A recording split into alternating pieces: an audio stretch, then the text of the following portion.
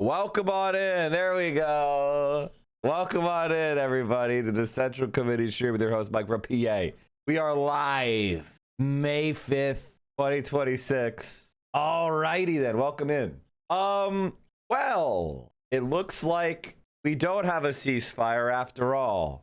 Apparently, today was an exciting day in the Strait of Hormuz with two U.S. warships attempting to transit the strait, coming under attack.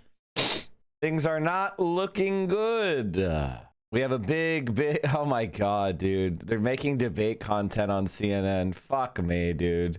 Jesus Christ. It's almost like Trump lied about a ceasefire to calm the markets. Exactly what I said would happen. Yeah. Ceasefire is not over, even as Iran attacked U.S. forces. Pretty amazing stuff. More U.S. warships attacked. More U.S. warships attacked. Amazing. Truly amazing stuff. I guess we could say by Iran, huh? By Iran. Okay, cool. I think what's really fascinating here is that they actually managed to put America in a far worse position than we ever were. Like, you could say, you know, even from the perspective of the most virulent Zionist, Iran is actually more threatening to the world economy and is more powerful, even as they've been attacked.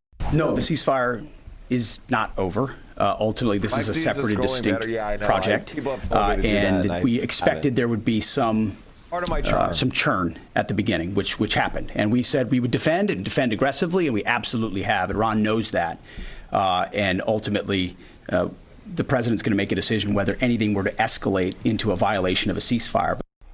The defense secretary also said the new U.S. push to help guide commercial vessels through the strait has proven successful. He points to two U.S. ships transiting the strait yesterday. 100 ships-ish per day, though, crossed the strait before this war began. Still, Secretary Hegseth says this proves, in his words, the lane is clear. CNN's Elena Train is live at the White House for us this hour. Elena, what else do we hear, and what does it mean for this war? Why are people like this? Why are people like this? Why are people like this?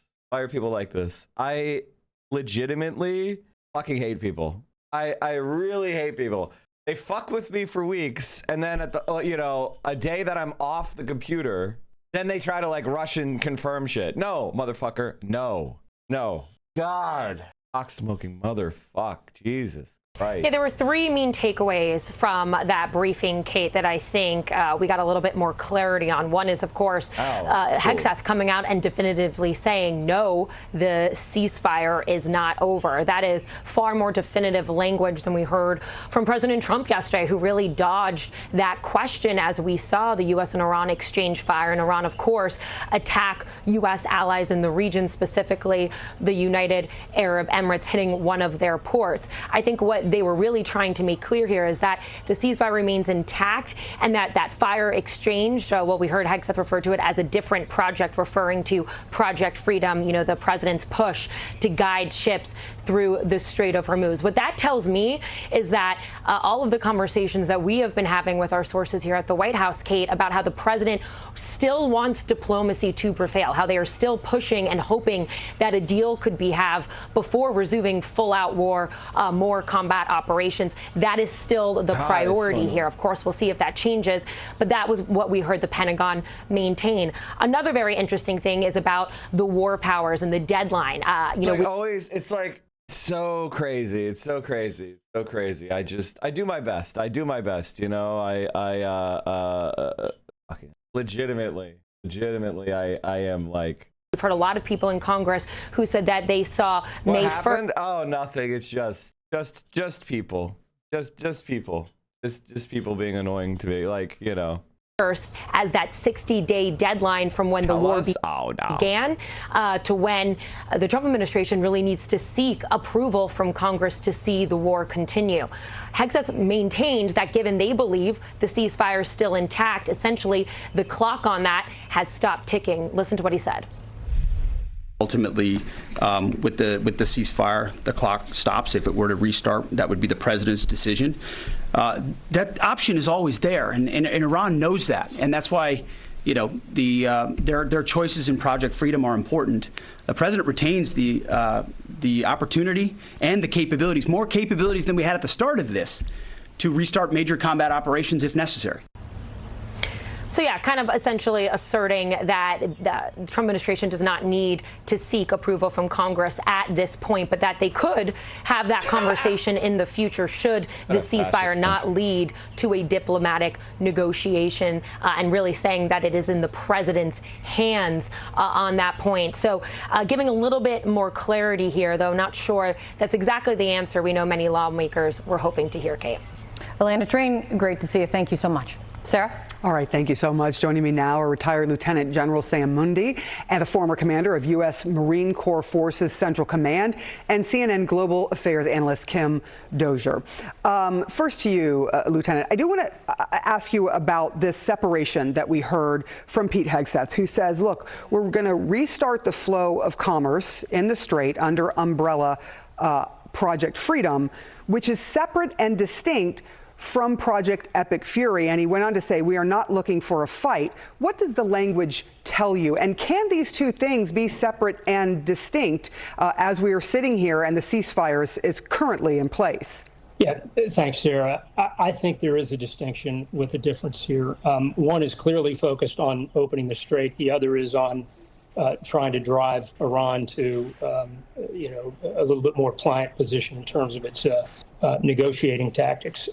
So there could also be some thought here given to a situation that where the blockade must continue even after the Strait is open. So we don't want to give Iran any opportunity to say, oh, both of these are linked, and so if one goes, then both goes, that sort of thing. So I think that's, to me, what this says is that the blockade will continue. It also probably has something to do with other countries that may want to join the Strait of Hormuz effort. For example, we heard overnight that South Korea, I think, is reconsidering its participation in the Strait of Hormuz. And so keeping these two separate would enable, other countries to join in. Yeah, Asia is really hurting from the lack of oil and gas because they use quite a bit of it that comes through the Strait of Hormuz.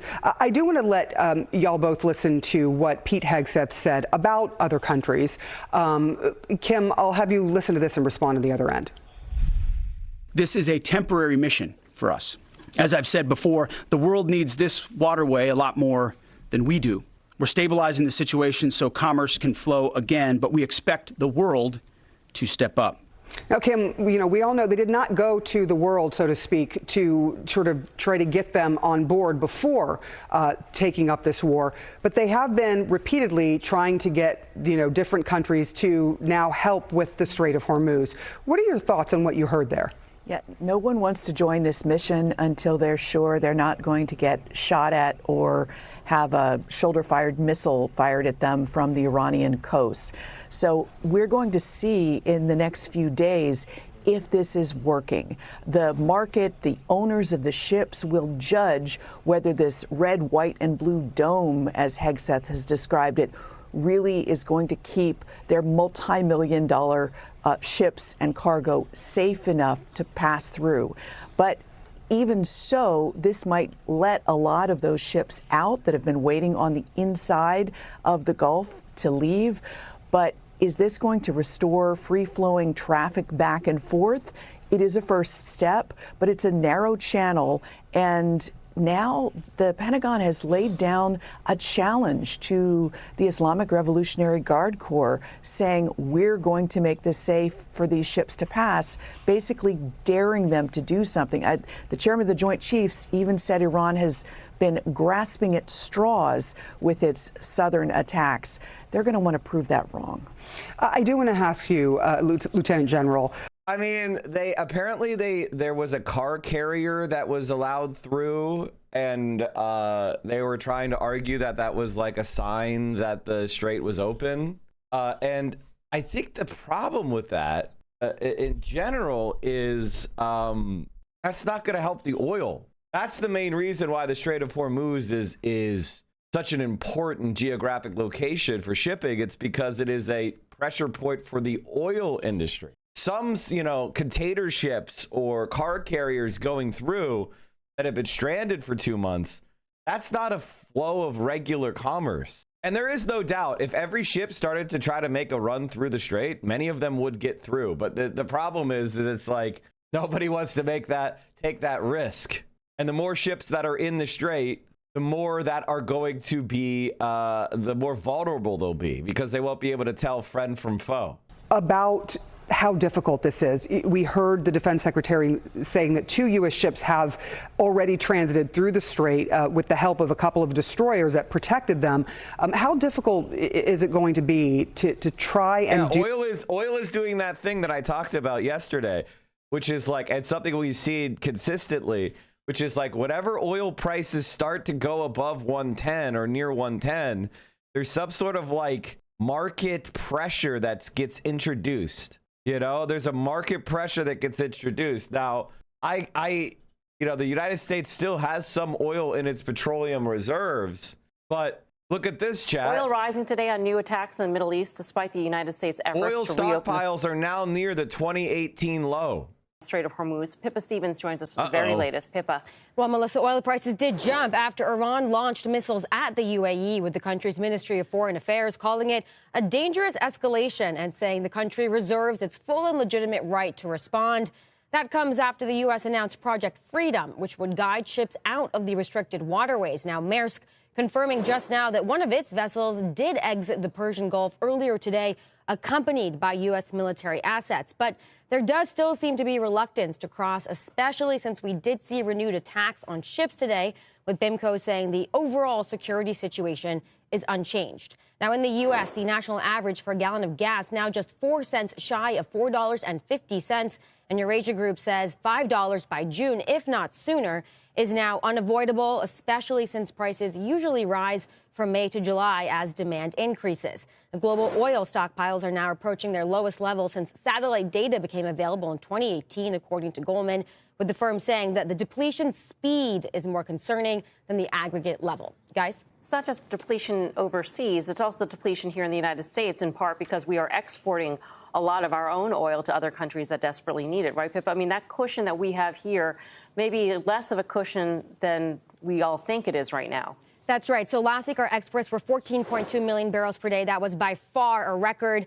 Consider that last year in 2025, the average was about 10.5 million barrels per day. And we are especially seeing those draws on the product side. So gasoline inventories 15% below their pre-war level, and diesel inventories are 17% below theirs. And of course, it is those products that the world is short. And so with Asia unable to get a lot of their feedstock now from the Middle East, they are instead turning to U.S. exports. And so those are increasing. And of course, this is now coinciding just as the heavy summer demand driving season is picking up. So those cushions we had in place in this, sort of shoulder season are now rapidly leaving. And so those export numbers will become key to watch. And of course, the industry does not want any sort of ban in place. But the more our exports rise and the higher prices. If the United States bans any oil exports, the entire world economy implodes instantly, especially in Europe.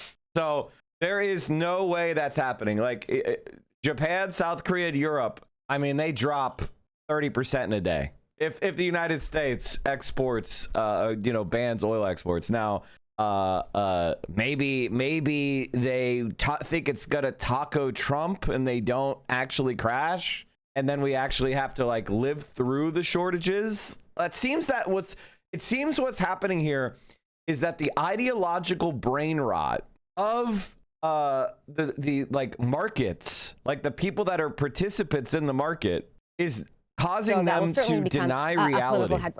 And like the overall markets are having a decent day, right? The VIX is not elevated. It's not that volatile, which is like the markets are calming as oil becomes. U.S. says Iran ceasefire remains in place. What? Iran is attacking the UAE. What do you mean ceasefire is in place? Iran is now acting like Israel, where they get to bomb people and everybody says the ceasefire is still going until the U.S. responds. Oh my God, the U.S. is losing so bad that they're like Lebanon now, where they can get bombed and everybody's like, yeah, the ceasefire is still going on.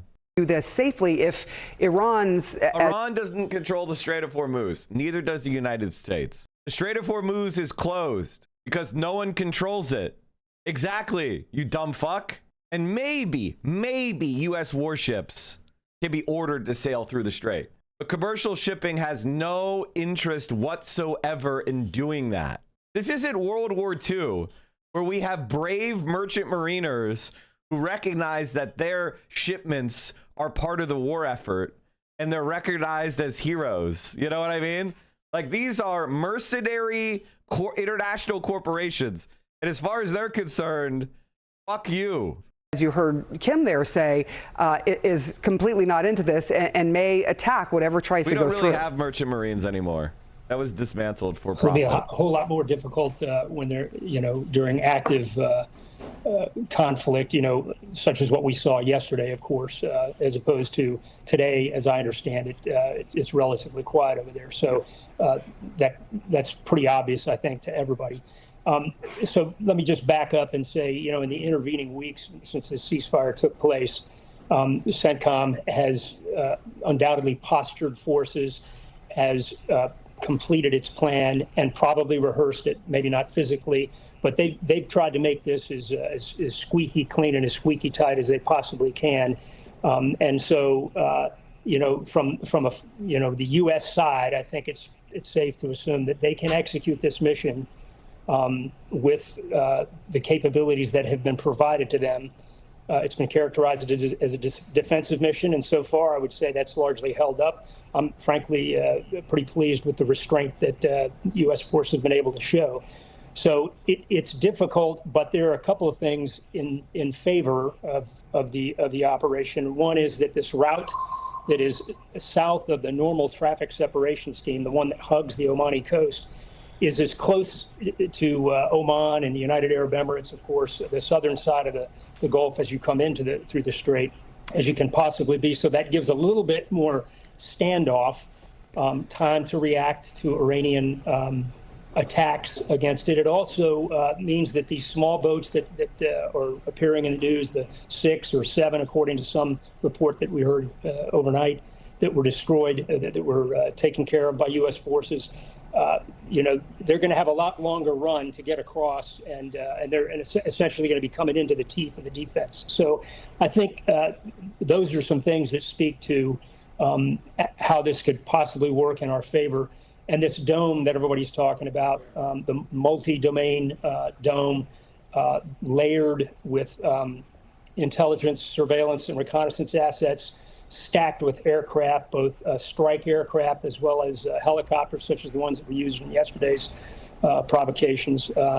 This is going to be, a total joint effort, but it's one that CENTCOM seems up to providing. All right, retired Lieutenant General Sam Mundy and Kim Dozier, thank you both so much for your analysis this morning. How is the oil price? Like, how are gasoline prices? Like, why is there a space? What the fuck? So AAA does a gas price average every day. California is now at $6.13. My God, which is higher than Hawaii. That's so funny. Californians get fucked so hard. It's so funny. They're a major oil producer, and they're just gouged. They're just gouged. It's crazy. It's like, guys, it's $5 in Vegas, but it's $6 in LA. Like, come on. Wisconsin has very low prices compared to Michigan. That must be a tax thing. It's just really interesting how California's at 6 and Texas is at 4. It's just, it's interesting. California has an extra $1 a gallon excise tax on gasoline and diesel. I'm pretty sure Nevada has something similar, man. Pretty sure Nevada has something similar. I mean, I'm pretty sure like Pennsylvania has the second highest gas tax. Gas taxes by state. Oh, it's alphabetical. Oh, and it's in a PDF. Why? Pennsylvania's is $57 on gas and $74 on diesel. California is 59 cents on gas and 45 cents on diesel. Is there an additional tax I'm not aware of? They charge a sales tax on top of the gasoline tax. Okay. That's Cali has a, I mean, is this an old rate? This is 2025. Am I missing something? Is there like some other tax? California, Pennsylvania, Washington have the highest state gasoline taxes according to the AI at 70 cents per gallon. Gasoline taxes, Pennsylvania, number 1. I guess this is 2022. I guess now it's the highest in California. Maybe they just raised theirs. Yeah, it looks like they just raised theirs. But even still, like Pennsylvania's is like not even that expensive. It's $4.50, even though we're paying the highest taxes. Is there an additional like city tax or something? A 70-cent per gallon tax is wild. No, California's is too low. All of America's gasoline taxes are too low. It's like gasoline tax per gallon in France. They're going to go by liters and it's going to be annoying. $3 per gallon in France. 68 cents per liter. 68 euro cents per liter. That's why people ride in trains, because they also build them. Suddenly an e-bike doesn't sound like such a bad idea, does it? And that's the way it should be, by the way. Gasoline is fucking terrible. But again, we're not going to do that. That policy will not pass because Americans are stupid. And we also don't have an alternative.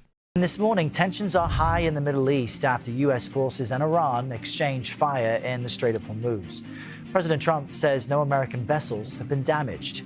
CBS News senior foreign correspondent Holly Williams joins us now from Tel Aviv with more on all of this. Good morning, Holly. What have you seen and heard today? Good morning, Errol. Well, the U.S. military has come under fire as it works to reopen the Strait of Hormuz, the narrow waterway that normally carries around 20% of the world's oil, but which Iran effectively shut down after the U.S. initiated a war back in February. There are fears in this region that the fragile ceasefire between the U.S. and Iran could now break down. So we did a little detour, and it's working out very nicely. President Trump maintained yesterday that the conflict with Iran is going very well. They have no Navy, they have no Air Force, they have no anti-aircraft equipment. Yet Iran's state media claimed this video showed the Iranian Navy firing warning shots at American destroyers. CBS News cannot independently verify it. U.S. Central Command said 2 American-flagged commercial ships passed through the Strait of Hormuz, protected by an air defense umbrella, including warships, helicopters and fighter jets. The U.S. military said it shot down Iranian cruise missiles and drones and sank 6 Iranian small boats, all used to try to disrupt the mission. On social media Sunday, Trump called the initiative to reopen the strait a humanitarian gesture, with around 2,000 ships stranded and food on board some of them running short. But ending the Iranian blockade would also strip Iran's leaders of their most powerful bargaining chip. Ever since the war started, we have witnessed maybe more than 200 missiles over our head. Rahman Kapoor is the captain of an oil tanker stranded in the Persian Gulf since the war began in February. It must feel as if your fate is not in your own hands. Not at all. As a captain, it's my responsibility to keep the ship and its crew safe all the time. President Trump warned in an interview yesterday that Iran would be blown off the face of the earth if it attacks U.S. ships in the Strait of Hormuz. A senior Iranian official posted on social media this morning that Iran is, quote, just getting started. Errol. All right, Holly Williams, thank you. I mean, what can you even say? What can you even say? Mike, in Portugal, you get the worst of both worlds. American infrastructure with European gasoline taxes. One of the things I hate the most when I visit my parents, being shackled to a car to get anything at all done. Didn't one of the cities in Portugal put together a pretty good infrastructure? Was it Porto? There was some sort of fucking scandal. I can't remember. Well, as you know, President Trump has directed U.S. Central Command to restart the free flow of commerce through the Strait of Hormuz under the umbrella of Project Freedom. To be clear, this operation is separate and distinct from Operation Epic Fury. Project Freedom is defensive in nature, focused in scope, and temporary in duration, with one mission: protecting innocent commercial shipping from Iranian aggression. American forces won't need to enter Iranian waters or airspace. It's not necessary. We're not looking for a fight, but Iran also cannot be allowed to block innocent countries and their goods from an international waterway. Iran is the clear aggressor, harassing civilian vessels, threatening mariners from every nation indiscriminately, and weaponizing a critical choke point for its own financial benefit, or at least trying to. For too long, Iran has been harassing ships, shooting at civilian tankers from all nations, and trying to impose a tolling system. Iran's plan, a form of international extortion, is unacceptable. That's all the United States does. They internationally extort Cuba, Venezuela, North Korea, countless countries. The United States of America has internationally extorted. Like, what are we saying? I think what's really interesting about the U.S. is just as a country like China is rising that could reasonably provide an alternative to the U.S. is abusing its position the most. And what China's strategy is, we're going to encourage the world to rely on our infrastructure by maintaining the perspective that we will be completely neutral and fair, and we won't use that power to gain leverage over you. That's how they're offering the alternative to the United States. Now, it's not going to work at first because nobody's going to want to piss off the U.S. But more and more and more countries are going to become forced into the Chinese alternative. There's already a Chinese alternative to SWIFT. What is it called? Chinese alternative to SWIFT. It's called CIPS, the Cross-Border Interbank Payment System. So, like, they're already starting to set up these systems, and as countries are forced out of the Western system and into the Chinese system, just by acting in a perfectly neutral way, the Chinese will just continue to gain market share. That ends with Project Freedom. 2 U.S. commercial ships. Some boomers here in Denmark. Well, sure, China has not done anything evil yet, but the funding infrastructure around the globe is for future evil. The problem with that strategy, although it definitely works on white boomers, is that it doesn't work on anyone else. Like, China's approval rating among young people is like almost positive. I think I just saw a poll the other day, like where even in the U.S., China's global median approval rating is greater. Oh no. China edges past U.S. and global approval ratings. U.S. leadership falls to 31% as China's climbs to 36. Oh my Lord. The only time that happened previously was during Trump's first term. And I think China's all-time high was in 2008 during the financial crisis. U.S. ratings are falling sharply across the world. The only country where it's not is Russia. That's amazing. Well, I mean, of course. And of course, like, oh my God, dude. Oh my God. You can kind of tell where the true east-west line is based on approval of Trump. Germany, China earn higher approval than U.S. Oh my God. Countries most allied to the U.S. Kosovo, Israel, Poland, Albania, and the Philippines. Most allied with China, Hong Kong. Isn't that weird? That's so weird. Singapore, Tunisia, Pakistan, and Russia. That's crazy. Pakistan loves China? I mean, isn't it weird how like all of China's like neighboring countries, except for the Philippines, which has unfortunately been colonized by the U.S. both mentally and physically. That's weird that like all these neighboring countries seem to have no problem with China. All their neighbors seem to like China. That's fucking odd, don't you think? If they're such an evil country, how is that? How odd? Very few countries are strongly aligned. Oh my God. 17% say they're strongly aligned with China, but only 2% say the U.S. Oh, it was 27. Oh, that was 2007. Sorry. 5% and 8. Okay. That makes sense. So I don't know. It feels like China's winning. The weekly aligned China is at 32, where it's only 8 for the U.S. Seems like the U.S. is falling off a fucking cliff. And this was back in what, 2020? This was studies from last year. Many countries, particularly U.S. allies, may be open to balancing relationships across major powers and aligning clearly with one. The hatred of China is so fucking weird, dude. I legitimately don't understand it. Along with American destroyers, have already safely transited the strait, showing the lane is clear. We know the Iranians are embarrassed by this fact. They said they control the strait. They do not. So American ships led the way, commercial and military, shouldering the initial risk from the front, as Americans always do. And right now, hundreds more ships from nations around the world are lining up to transit. CENTCOM, along with partner nations, is in active communication with hundreds of ships, shipping companies, and insurers. All of these ships from all around the world want to get out of the Iranian trap that they have been stuck inside. As a direct gift from the United States to the world, we have established a powerful red, white, and blue dome over the strait. American destroyers are on station, supported by hundreds of fighter jets, helicopters, drones, and surveillance aircraft, providing 24/7 overwatch for peaceful commercial vessels, except Iran's, of course, which is why our ironclad blockade remains in full effect as well. In fact, 6 ships tried to run the blockade out of Iranian ports as Project Freedom commenced, and they were all turned around. This is more than strategy, it's also humanitarian.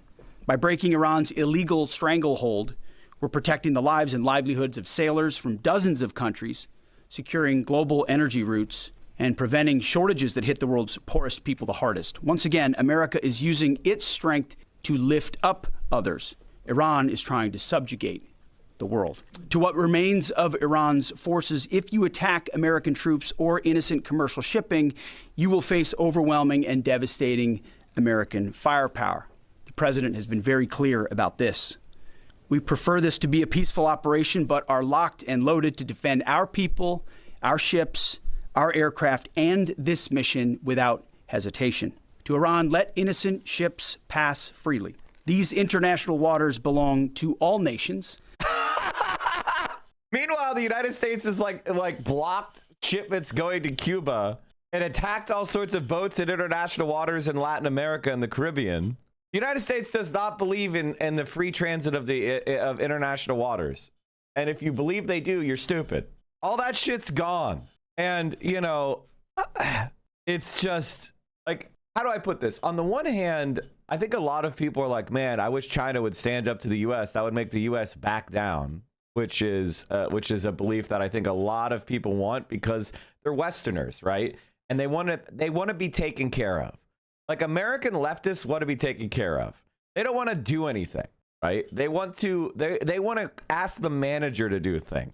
We, like, American leftists are such Westerners, it is fucking crazy. Like, I don't think that point of view is wrong. I'll give you an example of what I'm talking about. Right now, the NYPD is insubordinate to Mayor Mamdani in New York City. There are 2 ways that you could approach that obvious insubordination. First of all, that's a legal crisis. We have an armed gang that's mutinying against the elected politician that's their boss. There's 2 ways to react to that. But the way that online leftists react is yell at Mamdani. Like, Mamdani makes orders. Those orders aren't followed.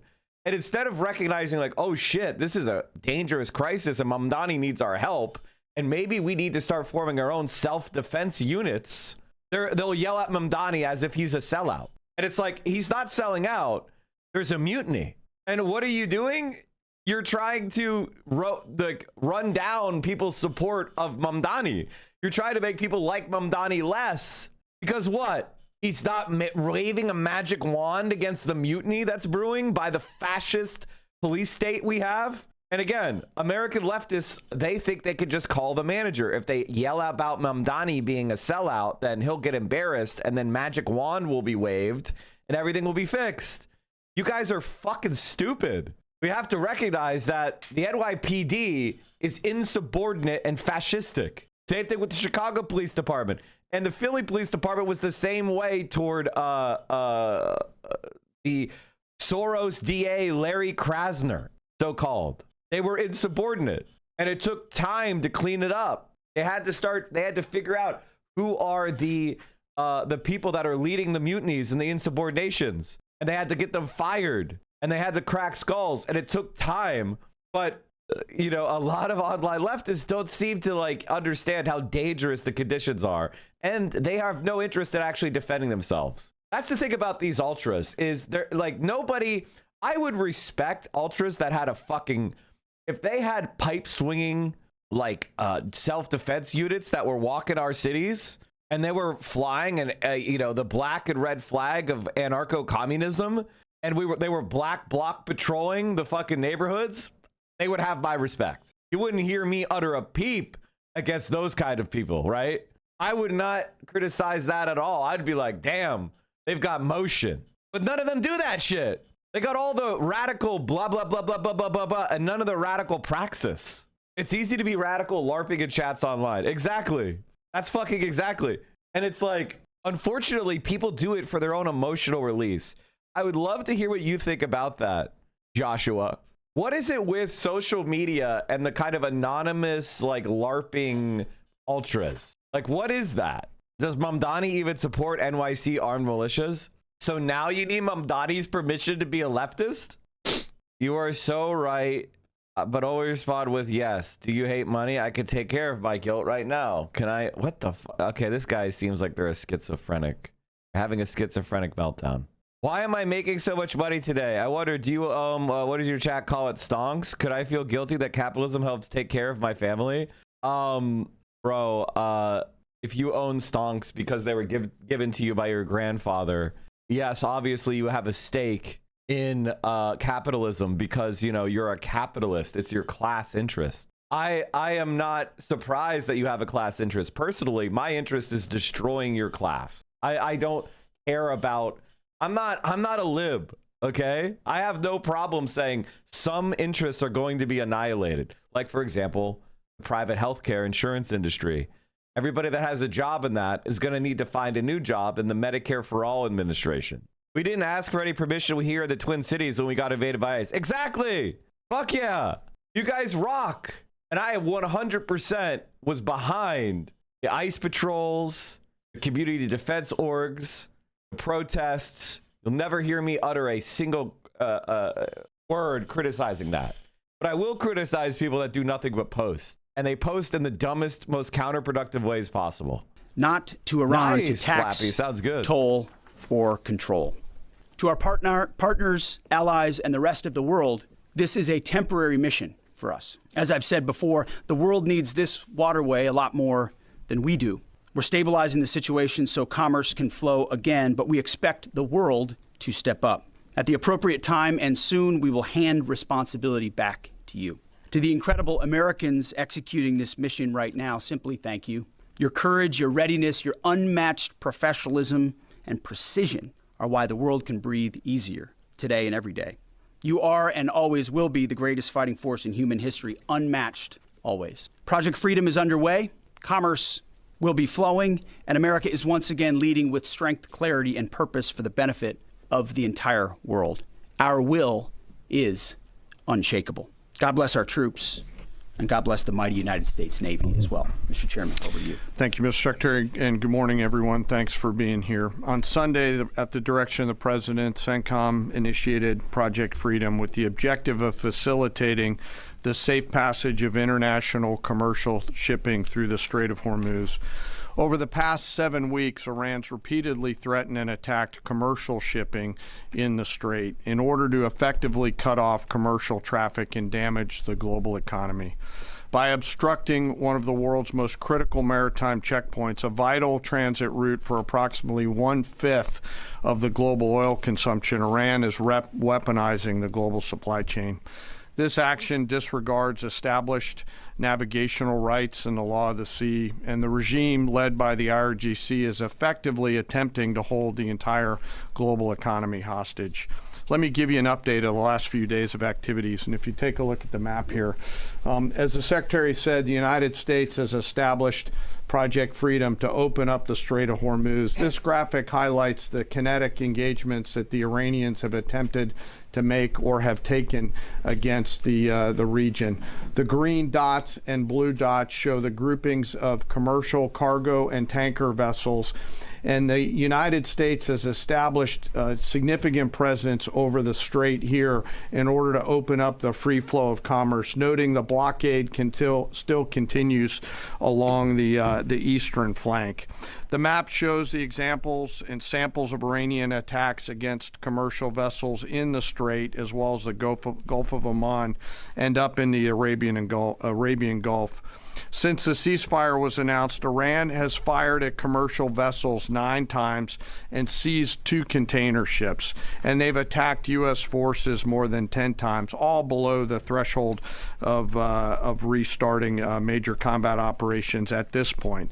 You can also see the group of tankers and cargo vessels in the U.S. blockade line, as I mentioned. As a result of Iran's indiscriminate attacks across the region, there are currently 22,500 mariners embarked on more than 1,550 commercial vessels trapped in the Arabian Gulf, unable to transit. In addition to shipping, Iran has continued to deliberately attack its neighbors. Just yesterday, Iran attacked Oman once and the UAE 3 times, including an attack on Fujairah oil terminal, which was successfully defeated. They also launched cruise missiles, drones, small boats at U.S. forces defending commercial shipping in the Straits, and United States Navy MH-60 helicopters and Army AH-64 Apache helicopters successfully defeated those threats. Thus far, today is quieter. Let me describe this defensive operation just a few clicks down for you. As the Secretary said, Project Freedom is designed to protect commercial shipping and help restore... Okay, so Project Freedom. I don't think you guys understand just how... Also, what is this kerning? What is this kerning? I'm sorry, I just noticed this. What is this kerning? Department of what?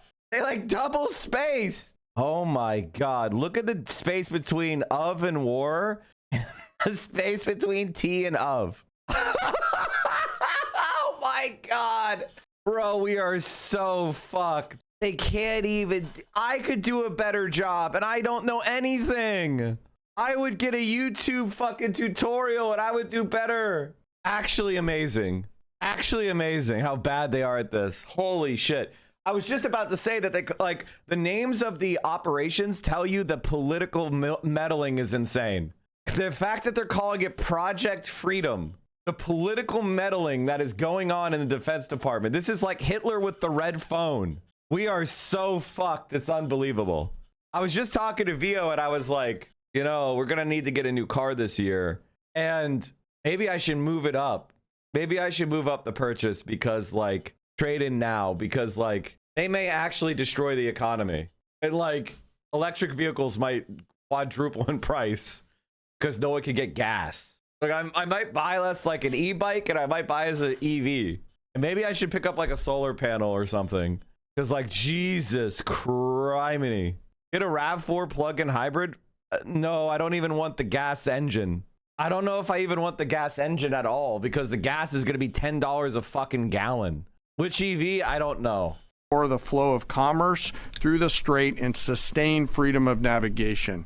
CENTCOM has established an enhanced security area on the southern side of the strait that is now protected by U.S. land, naval, and air assets to help defeat further Iranian aggression against commercial shipping. I'd like to share a little bit more about U.S. capabilities, but for operational security purposes, I'm not going to get into specific details out there. On the surface, guided missile destroyers and other warships are detecting and defeating Iranian threats. This includes fast boats and one-way attack drones.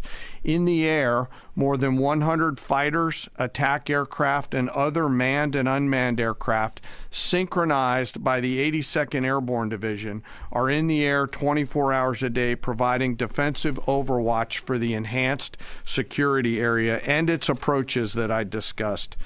These forces are comprised of over 15,000 American service members and have established localized air and sea control to protect against Iranian threats.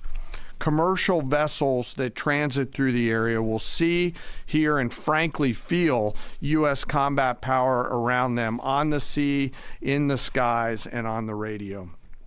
All the Iranians need to do is sink a couple ships in this transit, and it's going to be the worst optics L of all time. What are they fucking doing? Can you charge an EV at home? Yeah. Everyone else putting tariffs on Chinese EVs is actually just helping China as they'll be able to decarbonize their own economy more completely sooner.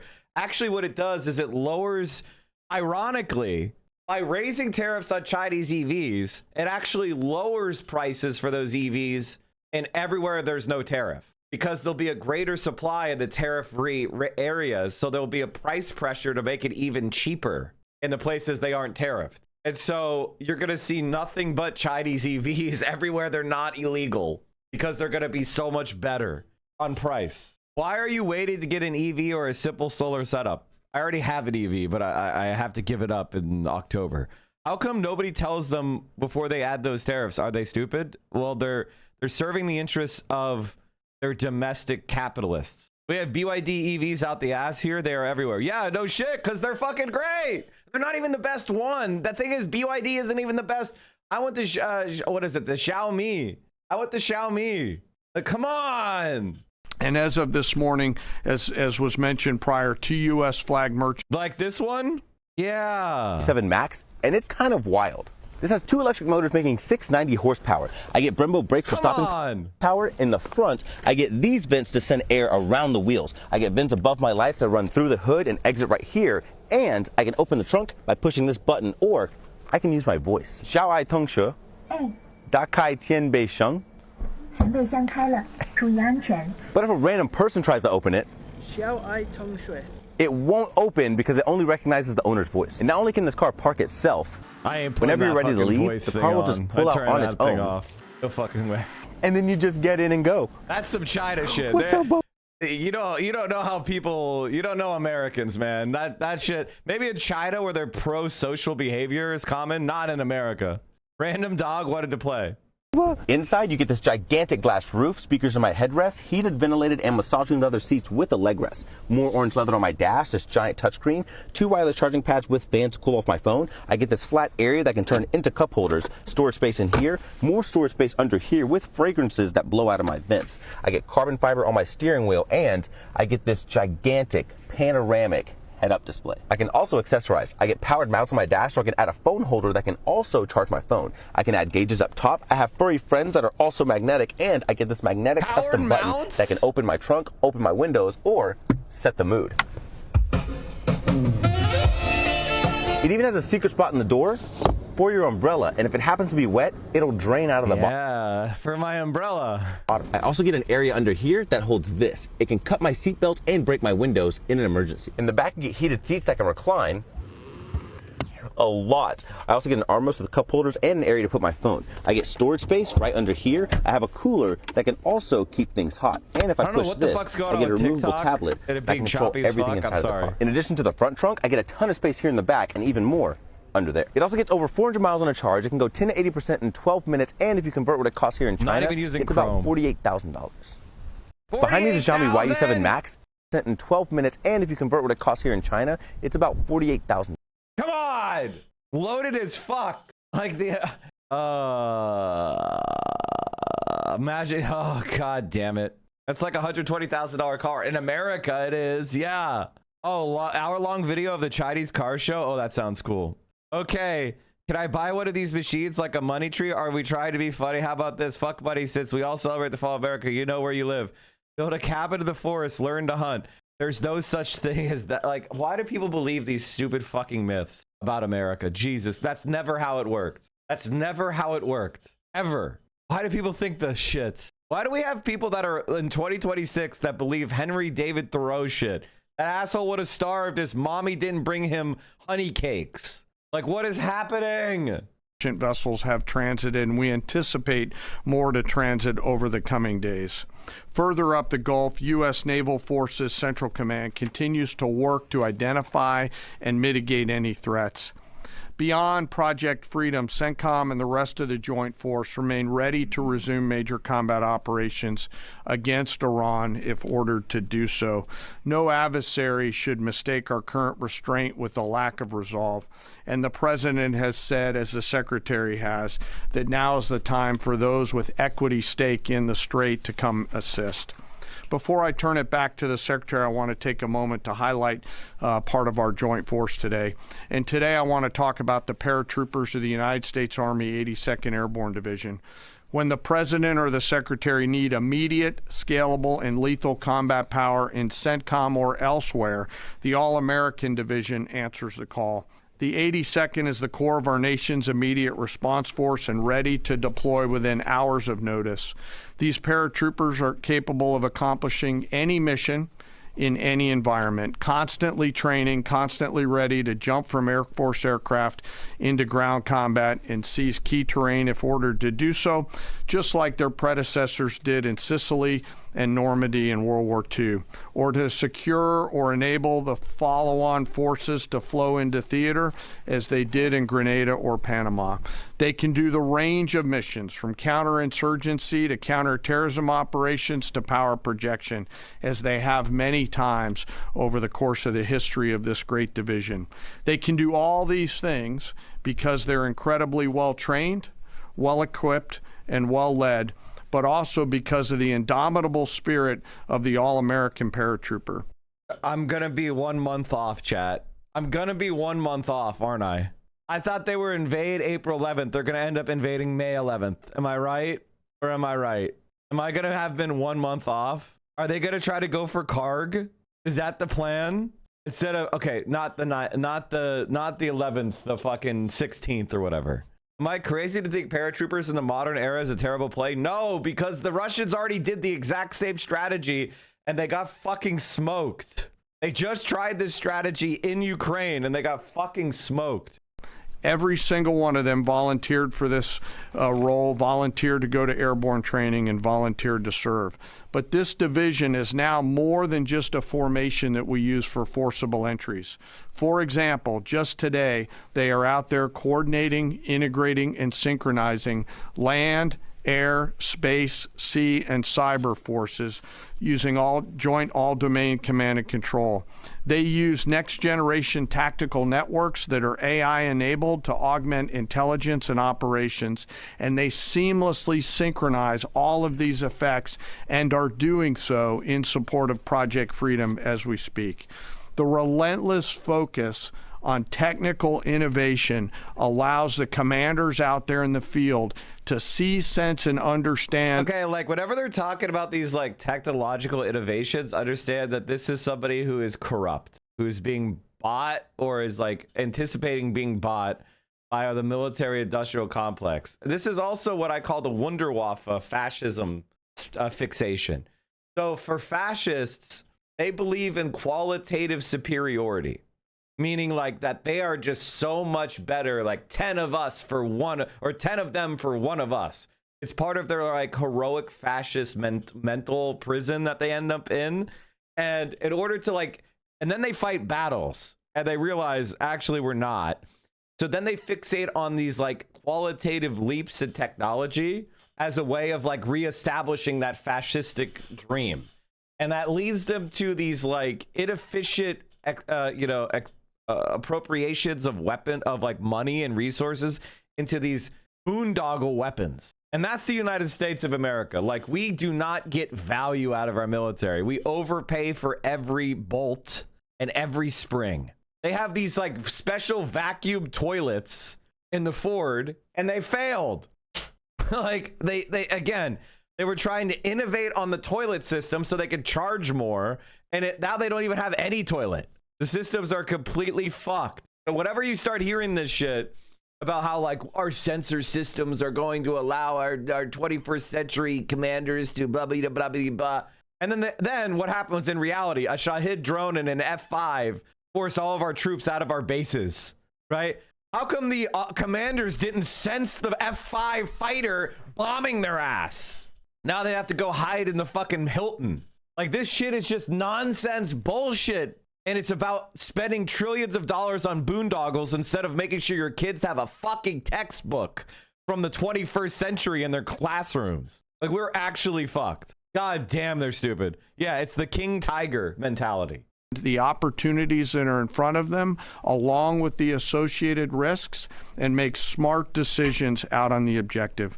With incredible courage, tenacity, and grit, they are going all the way every day. And whenever the nation calls on them, they are there to answer the call. We are grateful for their service and their leadership. Lastly, before I close, as I often do, I want to remember some of our fallen. Today, we remember Sergeant William Rivers, Specialist Brianna Moffett, and Specialist Kennedy Sanders of the 718th Engineering Company, U.S. Army Reserves, out of Fort Benning, Georgia. They were tragically killed on January 28th, 2024, when attacked by an Iranian-backed proxy force at Tower 22 in Jordan. We continue to carry on their memories We remember their names. We remember their families. And the Secretary and I are deeply grateful for all of our deployed forces who are out there doing our nation's work. And, sir, with that, I'll kick it back over to you. Very good.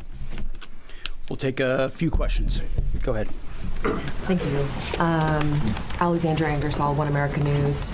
Do you assess, Mr. Secretary, do you assess what's left of this small boat fleet to be a significant threat or a nuisance to be managed? And then secondly, what is your message to critics who say that the U.S. doesn't have a strategy in this mission?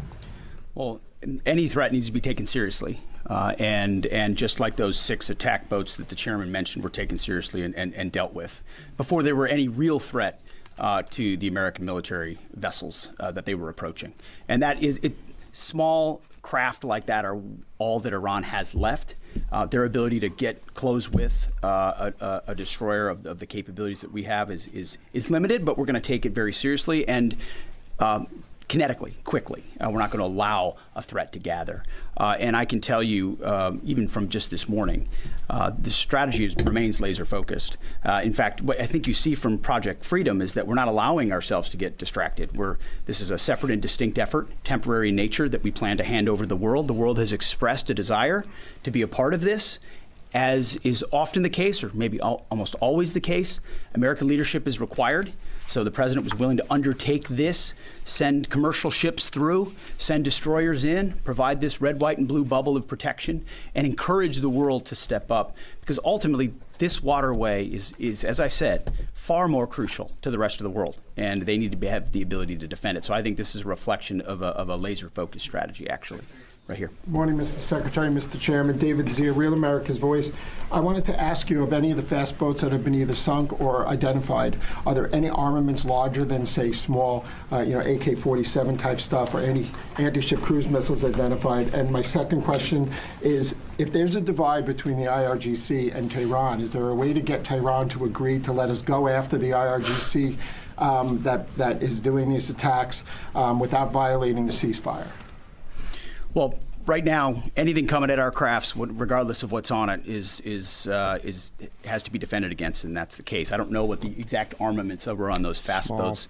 Small arms, nothing significant on the fast boats. Rifles or small machine guns. There were some small coastal cruise missiles shot down as well. So there's some frothiness in the beginning aspects of this that were dealt with very directly by our destroyers, and we're communicating both overtly and quietly to the Iranians to allow this defensive operation to happen on behalf of the world. There are some actions the IRGC takes sometimes that are outside the bounds of what maybe Iranian negotiators would like. That's their job to rein that in and ultimately create a condition for a deal, right? That's not something I talked about in these remarks, but that's happening in real time. Iran has an ability to make that deal. But what we're demonstrating with Project Freedom is they don't control the strait. I mean, we know Iran is embarrassed by the fact that our blockade is holding, and we can run ships through, and we're going to help the world run ships through. And if they hold it at issue, the whole world knows who's doing it. It's not us. We're willing to open it up. It's Iran, and that creates a dilemma for them. We hope they make a deal. Yes. Thank you, sir. My first question is for General Kane. Mary Margaret with the Daily Wire. You said that the attacks by Iran so far are below the threshold of restarting major combat operations. What is that threshold? And then for Secretary Hegseth, are there still concerns about mines in the Strait? And can you kind of clarify these reports of kamikaze dolphins that we've heard about? I haven't heard the kamikaze dolphin thing. It's like sharks with laser beams, right? The same, yeah. See, they don't want the general to actually comment on that stupid propaganda the CIA puts out for the dumbest liberal consumption of all time. You know, the dumb kind of like soft white upper middle class liberal is supposed to buy that. They say it about every fucking country we attack. And this kind of like, oh, sharks. I think the one thing that I really feel like is missing from our political system is a sense of seriousness. I'm so tired of the jokey, like millennial fucking attitude where everything's a fucking joke. Aren't you tired of it? Everything's a fucking joke. These guys are putting millions of people under like existential fear, tens of millions of people, and they're fucking giggling. Have some fucking bearing. Have some self-respect. You fucking scum. Jesus Christ. The threshold of restarting is a political decision above my pay grade. What I'll say is it's more low harassing fire right now. It feels like Iran is grasping at straws to try to do something across the southern flank. To your question, David, their command and control structure remains very fractured, and I think they're struggling to maintain control down echelon at the edge, but it's still pretty low level kinetics at this point in time. And I can't confirm or deny whether we have kamikaze dolphins, but I can confirm they don't, ultimately. Wait, so what was the propaganda article? Wait, Iran has them? Oh, wait, Iran doesn't have them, but we do. Oh, I guess we're the evil empire after all. Oh, it's like kamikaze. There we go. Dolphin. Wall Street Journal reported on Iran. Okay, sorry, the AI responses. Let's see here. Is Iran using kamikaze Okay, now we're getting, oh my fucking god, dude. Iraq. Now all the search is all the search is going to actually be, it's all, no, do that. U.S. Navy dolphins were deployed in the Iraq war. So apparently we had Navy dolphins. The bizarre but true story of military dolphins. So it turns out that we've been doing it for a long time. Oh, okay. Any follow-on effort, if there are mines identified, would be something that some of our units could undertake or the world could undertake. But right now, we know we have a lane of safe passage that commercial shipping can flow through. Thank you, Secretary Hegseth. Last 24 hours or so, Iran's fired at us. We fired at Iran. Just going to ask you more directly: is the ceasefire over? No, the ceasefire is not over. Ultimately, this is a separate and distinct project. And we expected there would be some churn at the beginning, which happened. And we said we would defend and defend aggressively, and we absolutely have. Iran knows that. And ultimately, the president's going to make a decision whether anything were to escalate into a violation of a ceasefire. But certainly we would urge Iran to be prudent in the actions that they take to keep that underneath this threshold. This is about the straits. This is about freedom of navigation. This is about international waterways. This is about free flow of commerce, all the things that happened before, and only Iran is contesting. So right now the ceasefire certainly holds, but we're going to be watching very, very closely. Absolutely. Secretary James, go ahead. Mr. Secretary, thank you. General, thank you. I want to first express my gratitude and admiration for the work you do and for everyone involved in our armed forces, and also for the accomplishments of Operation Epic Fury, which I think are too often dismissed too lightly. But those accomplishments don't obscure, I think, a central default that has occurred here, and I would like you both to address it. On the first day of this conflict, President Trump addressed the Iranian people directly and said, when we're finished, take over your government. It'll be yours to take. And then on the seventh day of the conflict, in a Truth Social post, the president said, quote, there will be no deal with Iran except, all caps, exclamation mark, unconditional surrender. What happens to that pledge to the Iranians? And when... The pledge to the Iranians, they're demanding we liberate them. Now, at a certain point, like, listen, I'm not trying to say that people like this should be, have you guys ever seen No Country for Old Men? When did the president decide to capitulate on his demand for unconditional surrender? Well, James, I wouldn't, you started out nicely, but you ended exactly where we knew you would end. The president hasn't capitulated on anything. He holds the cards. We maintain the upper. Reporters that are in the Pentagon are like, don't you guys think you should be invading more countries? It doesn't seem like you guys are tough enough. You guys aren't out there invading more countries. And, obviously, I've already kind of mentally accepted where my politics are, which is that I believe that elites, not just in the government, but in various sections of our society, should probably face individualized criminal charges. That is my position. I think that if you have advocated for some of these genocidal war crimes, you're a criminal. And unfortunately, America has created this ensconced imperial elite that could just violate the rights of billions of people for their own profit. And that, like, ladies and gentlemen, that's why humanity is dangerously close to imperiling our own survival. We are destroying our own planet's biosphere in irreconcilable ways for the profit of guys like Pete Hegseth. And we know we're doing it. It's not like we're confused about it. Hand, and Project Freedom only strengthens that hand.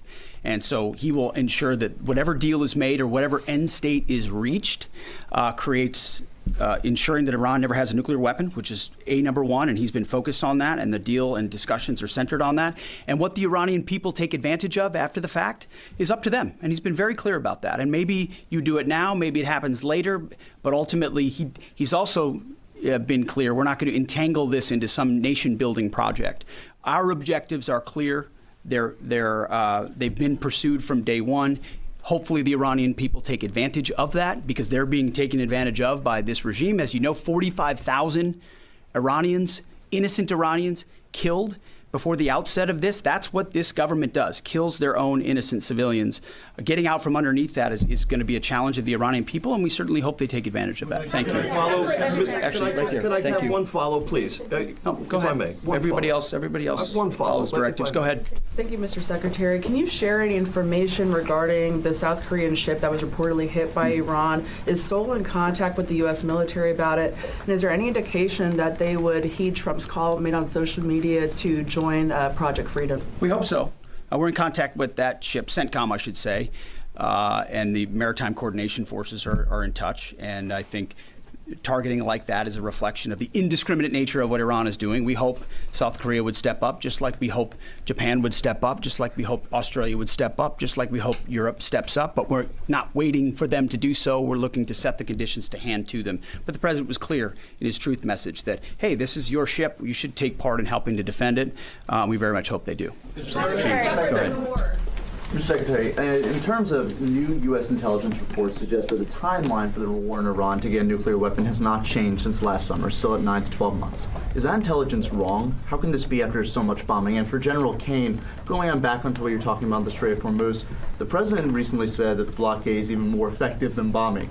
So why didn't we start the campaign with the blockade?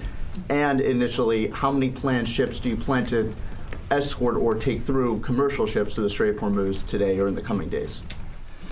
Well, we don't discuss the specifics about intel, and anybody that does shouldn't be, and I can't confirm or deny whether that is indeed correct. Speculation, as far as I'm concerned, coming from you. But ultimately, what Operation Midnight Hammer did in the obliteration of those facilities was set back their program. And then, because of the efforts of that 12-day war, the president was able to recognize that this threat, while they continued to seek nuclear capabilities, their will was still there to seek a nuclear bomb. Ultimately, they were creating a conventional umbrella of so many missiles and so many capabilities that no one would want to challenge them. Think of the North Korea. This is the North Korea strategy. We have so many conventional capabilities, you won't do something about it. And underneath that, we're going to develop more nuclear capabilities. So the will was still there. President Trump had the courage to say we have to dismantle and take on those conventional capabilities while the nuclear facilities are watched 24/7 and overwatched. And we will ensure one way or another, hopefully Iran chooses a deal, that they give up those ambitions, give up those capabilities, and we're able to confirm that every step of the way. So that has been, President Trump's been focused on it. He's set them back like no other president. He ripped up the terrible deal that would have given them a bomb. He took care of it in Midnight Hammer. We're watching it right now, and ultimately feel good about the fact that the end state will ensure that Iran never has a nuclear weapon. Go ahead. Sir, I'll let CENTCOM talk to the number of ships they're going to take through because they're the nearest ones to talking to the commercial shippers, and I don't want to get out in front of them. On the order and sequence around the military objectives, that's a decision the President and the Secretary go get us at, and at the time we were focused on the primary objectives that were in front of us. Thank you. Ryan Morgan with the Epic Times. On Friday, President Trump. Iran will buy nukes from China and elsewhere. No one sells nukes. Unfortunately, no one sells nukes. You know, that's just not someone that anyone is selling. But the United States of America is not going to be able to maintain the type of posture that it has now without trying to effectively control Iran. Right? Like they're not going to be able, they can't maintain that posture because the longer they engage in this kind of posture, the more they're going to either have to massively increase the spending to the point of like double or more where we currently are. And it's going to cause the world economy to continue to crunch. So the popularity of this entire enterprise is going to go down. And as far as like substantively undermining the Iranian nuclear program, the country that did that, the people that did that were those that got Iran to sign the Iran nuclear deal.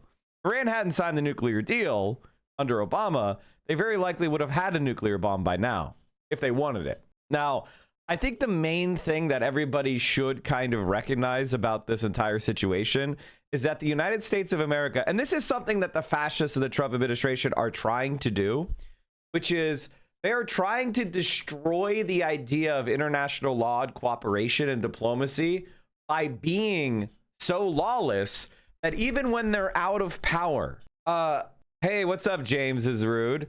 Hi, I found your stream through chatters using your emotes in Hassan's chat. Ladies and gentlemen, boys and girls, that's why you need to spam more Mike from PA emotes and subscribe more. Just remember that. What was I saying? Mike Austin is going to interview Roe. Oh, nice. What was I saying? Fuck. Oh yeah, that's why you need to subscribe. And so they are trying to create this world where international law, diplomacy, the institutions of international cooperation are so discredited that even if when they're out of power, if I were to come out there and go like, oh, we need to do the United Nations, blah, blah, blah, everyone will be like, ah, ha, ha, you believe in international law, ha, ha, you believe in the United Nations, and no one will be willing to engage in trust because they have traumatized and revealed the U.S. as a duplicitous, untrustworthy power. That is part of the ideological goal they have. They want to create a world of hyper-aggressive war so that only their argument, only their style is viable. Notified Congress that the hostilities that began on February 28 had terminated. That came on the... I want to remind you that there's 345 million starving humans, but we're also doing laps around the moon. The laps around the moon have nothing to do with the starvation. The starvation is political, not economic. And I think one of the worst things that lib lefts do is try to juxtapose human exploration, cutting edge science, blue sky science research as in opposition to the provision of basic rights for everybody. I think that is probably one of the worst optics moves that lib left people do, and I fucking hate it. I think it's lib left shit. You don't have to constrain your dreams in order to provide basic dignity to the world. In fact, you are much more likely to be able to do the basic dignity if we are also able to pursue our dreams. They're not in conflict. What's in conflict is war. What is in conflict is exploitation. What is in conflict is imperialism, not science, not NASA, not exploration, not research. It is our defense industry. The world at war is wasted money. That is where all the waste is. Starvation is not from austerity, from lack of food. Starvation is from distributional and political actions. Starvation is being used as coercion for exploitation. So I fully and totally reject the lib left idea that exploring our cosmos is in any way in opposition to caring for our fellow man. That's just nonsense. It's bullshit. And you'll never see me pursue that. It doesn't cost much to give people food. It really doesn't. It doesn't cost much to build people housing. It is bullshit. And in fact, by doing that, we'll have more people capable of doing the exploration and the research and the ideas. There is a quote from Stephen Jay Gould that all of you need to learn about Einstein's brain. And this is what being a left-winger is all about. I am somehow less interested in the weight and convolutions of Einstein's brain than in the near certainty that people of equal talent have lived and died in cotton fields and sweatshops. That's the world we are living in. There are countless Einsteins out there right now who are dying because they never got a chance. And this is actually something this is not just liberal claptrap or lefty claptrap. This is something that we know for a fact. How? The best school system in the world is Finland, right? It's frequently described as Finland because of their performance on various measurements. How is that achieved? It is achieved not by them pouring resources into the so-called excellent, but by providing equity so that every student's potential is fully realized. And when every student's potential is fully realized, that's when you actually get excellence. Not by seeking to pour more resources into the privileged few, but rather provide everybody a baseline, a springboard. And then excellence comes from unexpected places. That's why they are the best. By pursuing equity and fairness, they achieved excellence. Brilliance comes from unexpected places. Anyway, what was I trying to say? These people are fucking evil. Anyway, I'm sorry for going off on that rant, but it's something that I firmly oppose. It's one of the liberal statements that I hate the most. Is people will be like, we're sending someone into space, but we can't even feed poor people. And it's like, no. The 20 billion we're spending on NASA is dwarfed by the 1.5 trillion we're spending on our war machine. Like, give me a fucking break. Jesus Christ. I just hate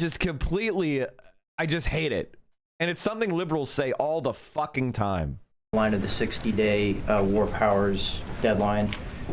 Will this administration be seeking congressional approval for any further military operations if the ceasefire breaks down? Our view is the one you described, that ultimately with the ceasefire, the clock stops. If it were to restart, that would be the president's decision. That option is always there, and Iran knows that, and that's why, you know, their choices in Project Freedom are important. The president retains the opportunity and the capabilities, more capabilities than we had at the start of this, to restart major combat operations if necessary. If Iran is not willing to follow through on its side of the bargain or make a deal, then the War Department is postured, locked, loaded, and ready to go. We hope it doesn't have to go in that direction, but Admiral Cooper and our forces are in a three-point stance and ready to go. Yeah, last question. Thank you. Liam Cosgrove with Zero Hedge. In recent weeks, both Israeli Prime Minister Benjamin Netanyahu and Israel's head of Mossad have stated their intent not to cease combat with the Iranians. Netanyahu put this on Twitter. Israel's head of Mossad said Israel's goals are not finished until the Iranian government collapses. And so they're referring to the government that President Trump has brokered a ceasefire with and is working on a lasting peace in the region with. And so that's, you know, something many Americans, especially American farmers, are hoping he does get to a lasting peace. And so if President Trump is successful in that, and the Israelis are explicitly stating their intent to continue fighting at a later date, how can you ensure America doesn't get roped back into a war if that comes? And secondly, with Netanyahu comfortable tweeting something like that out, and also Netanyahu has continued bombing Lebanon despite President Trump explicitly telling him not to. I would say your question is based on the false premise that somehow President Trump is being pulled in by Prime Minister Netanyahu to any of these actions. And that's where you're going. Just to be clear, President Trump has led at every step of this based on his view of American interest and America first. And we're grateful that Israelis have been very capable partners at many steps of this. And they may have some objectives at times that are slightly different than ours. But there's only one hand on the wheel ultimately directing this, whether it's Project Freedom or previously Operation Epic Fury, and it's President Trump. So we're grateful for their input, their insights, the existential nature of the threat they face from an Iranian bomb, the capabilities that they can bring to that, but ultimately the coordination will happen with the leadership of President Trump. Thank you very much. I appreciate it. Thank you. I honest to God don't even know what to say. I don't even know what to say. Like, we are looking at a situation where our leadership is almost entirely comprised of sycophantic morons. President Trump's warned that Iran will be blown off. Sorry, chat. We need some like actual left-wing news to react to, because Jesus Christ, I can't handle any more lib shit. Lib shit is driving me fucking nuts. Face of the earth if U.S. warships are targeted in the Strait of Hormuz. Trump's renewed threat to destroy Iran came as the Pentagon rebranded its war from Operation Epic Fury to Project Freedom, turning its focus to reopening the Strait of Hormuz to commercial traffic amidst the widening energy crisis. On Monday, Iranian state media said the U.S. had fired on small cargo boats carrying goods and passengers, killing 5 civilians. U.S. Central Command confirmed it attacked several boats, but insisted they were threatening commercial vessels. Separately, the United Arab Emirates said it had come under attack from drones and missiles that caused a fire at an oil facility at the port of Fujairah.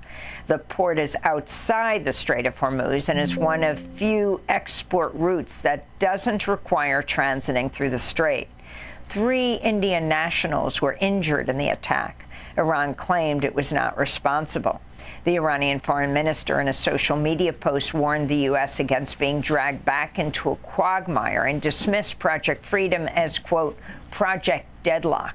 To discuss all this and more, we're joined by Toby Jones, Associate Professor of Middle East History at Rutgers University, writes frequently on oil, war in the Middle East, and is author of Desert Kingdom, How Oil and Water Forged Modern Saudi Arabia. Also wrote Running Dry, Essays on Energy, Water, and Environmental Crisis. We welcome you, Professor Jones, to Democracy Now! If you can talk about, well, what some are calling this project stalemate, with President Trump once again threatening to blow up Iran, and overall your assessment of what's happening right now. Well, we're seeing 2 things. Well, first of all, thank you for having me back on. We're seeing 2 things in the region. One is an intensification or an escalation of the saber rattling that's become characteristic of Trump's disposition and sort of approach to tensions in the Gulf, a crisis that he created along with Israel in invading and launching an attack on Iran in February. He can't control the narrative, and so he escalates. He also can't control what's happening on the waters of the Gulf. It's become clear the limits of American naval power, its military capacity to dictate terms in the Gulf are significantly constrained. Iran, through sort of asymmetric tactics, a minimalist approach to the sort of its own response to threats in the region, has basically handcuffed the United States' ability to dictate terms. What now sort of circulates over the Gulf is an environment of uncertainty and fear. Nobody trusts that the United States can stop Iran from carrying out attacks if they wish to on commercial shipping. Nobody trusts that Iran won't, in fact, carry out attacks on cargo or other merchant shipping. And so the region is in the grip of paralysis. Limited American imperial power, an aggressive or at least a marginally capable Iranian military force has revealed both the limits of American capacity and has frozen the region in crisis. I will say one other thing, though, before we sort of carry on the conversation. We should be wary about any claims about what's happening in the Gulf and what's not happening in the Gulf, particularly at the Strait. We know that ships aren't moving at a much diminished capacity. Neither oil or other merchant shipping seems to be moving according to our normal registers of observation, the normal tools that we use to look. But there is some transit happening. The thing that's important to keep in mind as we go forward and trying to make sense of all of this is how little we actually know. There's an information blackout. Data is largely unavailable. This is true within the states in the region, and it's largely true on the waters of the Gulf itself. There's still so much that we don't know about what's actually happening that to some extent, to a large extent, we're beholden to the extreme rhetoric coming from all sides. I really don't think I'm sorry, but this is where liberalism and this kind of pacifistic liberalism starts to get tiring. Bro, Iran was illegally attacked. Their government, their civilian government, was assassinated in a sneak attack. Can you imagine if China did a sneak attack where they bombed fucking Donald Trump to death? I mean, just think about the idea of all of our, I mean, I think many people in this chat would be people smiling in you know, their mourning of all of our amazing leaders dying. I know I would. That's the people grimace of grief. But nobody would be like, oh man, the United States defending itself, that's extremist rhetoric. Like, give me a fucking break, man. Professor Jones, I wanted to ask you, in less than 10 days on May 4th. And like, again, the Iranians, they were attacked. They are defending themselves using the only strategy and leverage that they have. If you didn't want Iran to try to close the Strait of Hormuz, maybe don't bomb them with no United Nations Security Council resolution. Maybe not bomb them with no fucking articulable imminent threat. Maybe not violate international law and their sovereignty. Like, what the fuck are we saying? Trump will be traveling to China for a summit with President Xi Jinping. Trump already postponed this trip once because of the war. How do you think his failure to negotiate an end to the conflict will affect those talks in Beijing? Well, it's hard to know what Trump's sort of calculation of all of this is, or where he sees China fitting in. I think that that's largely believed that both China and Russia, ostensibly two rivals to American global hegemony, are supporting Iran either through financial means or through oil consumption or through other forms of material and financial support. It's unclear whether Trump will challenge China's role in the region. Once again, what's important to take away here, or part of what's important to take away here, is that through an unprovoked assault on Iran, Trump has accelerated or at least clarified the real limits of American imperial power. He has hastened Americans' hegemonic decline, at least in the Gulf. And as you've asked, Juan, I think this spirals out, and how Trump and the Americans see the Gulf as a centerpiece of its global power. Whether China is actively engaged in supporting or propping up Iran, or whether it's quietly engaged, the reality is that China has emerged as a significant rival to the United States in the region. That's not necessarily a new thing, but it's more clear than ever. And whether Trump is in a capacity to either address that or do anything about it is not only unclear, it seems unlikely to me. Trump has put the United States, I'm not one to celebrate American empire, but he's definitely put the United States in a much more vulnerable and weakened position globally as a result of this war. And you mentioned this historic trend of the United States, its alignment with Gulf countries and the Middle East as key to U.S. Strategy of domination around the world. How has this war, regardless of how it ends, affected that?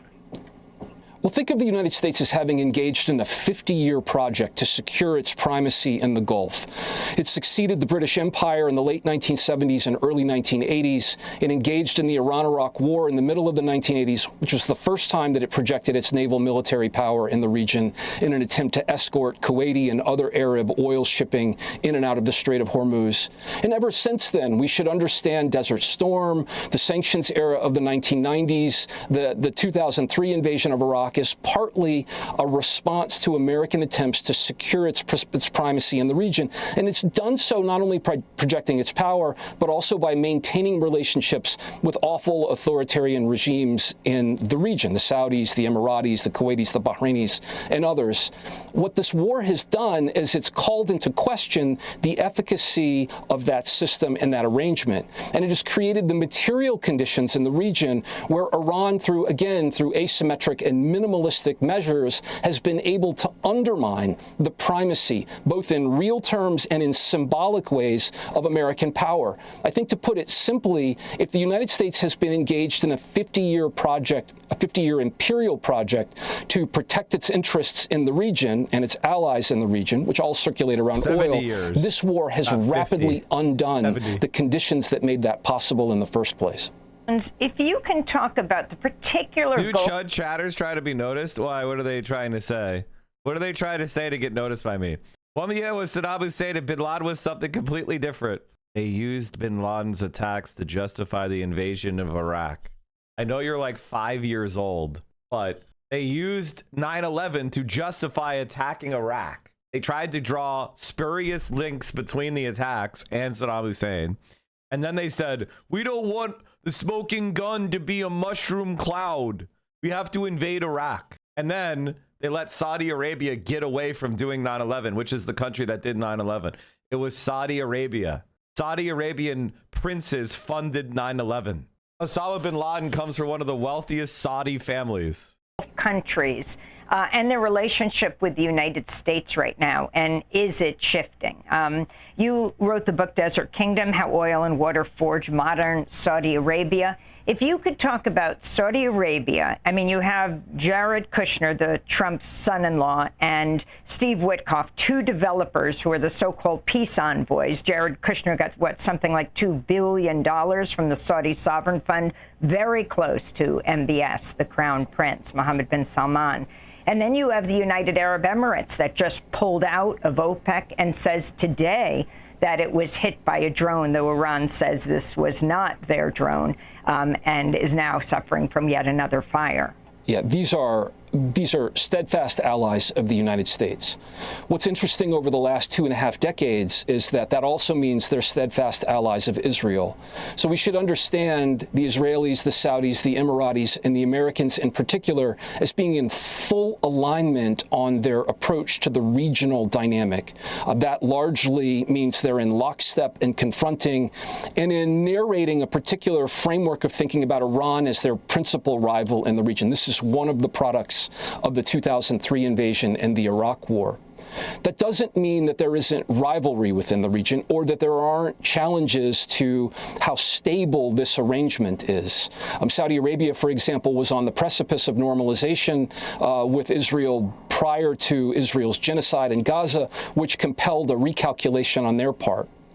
Saudi Arabia and the United Arab Emirates, while both aligning with Israel and the United States, have their own regional rivalry that's taking shape.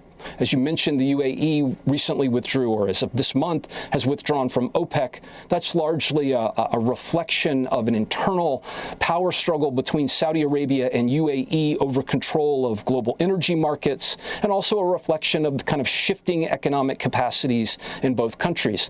They're rivals in South Yemen, they're rivals in Sudan, where they compete various competing factions militarily and politically. So we see a regional order that's more or less in alignment, where Iran stands as the principal problem, but we see fissures within that regional order.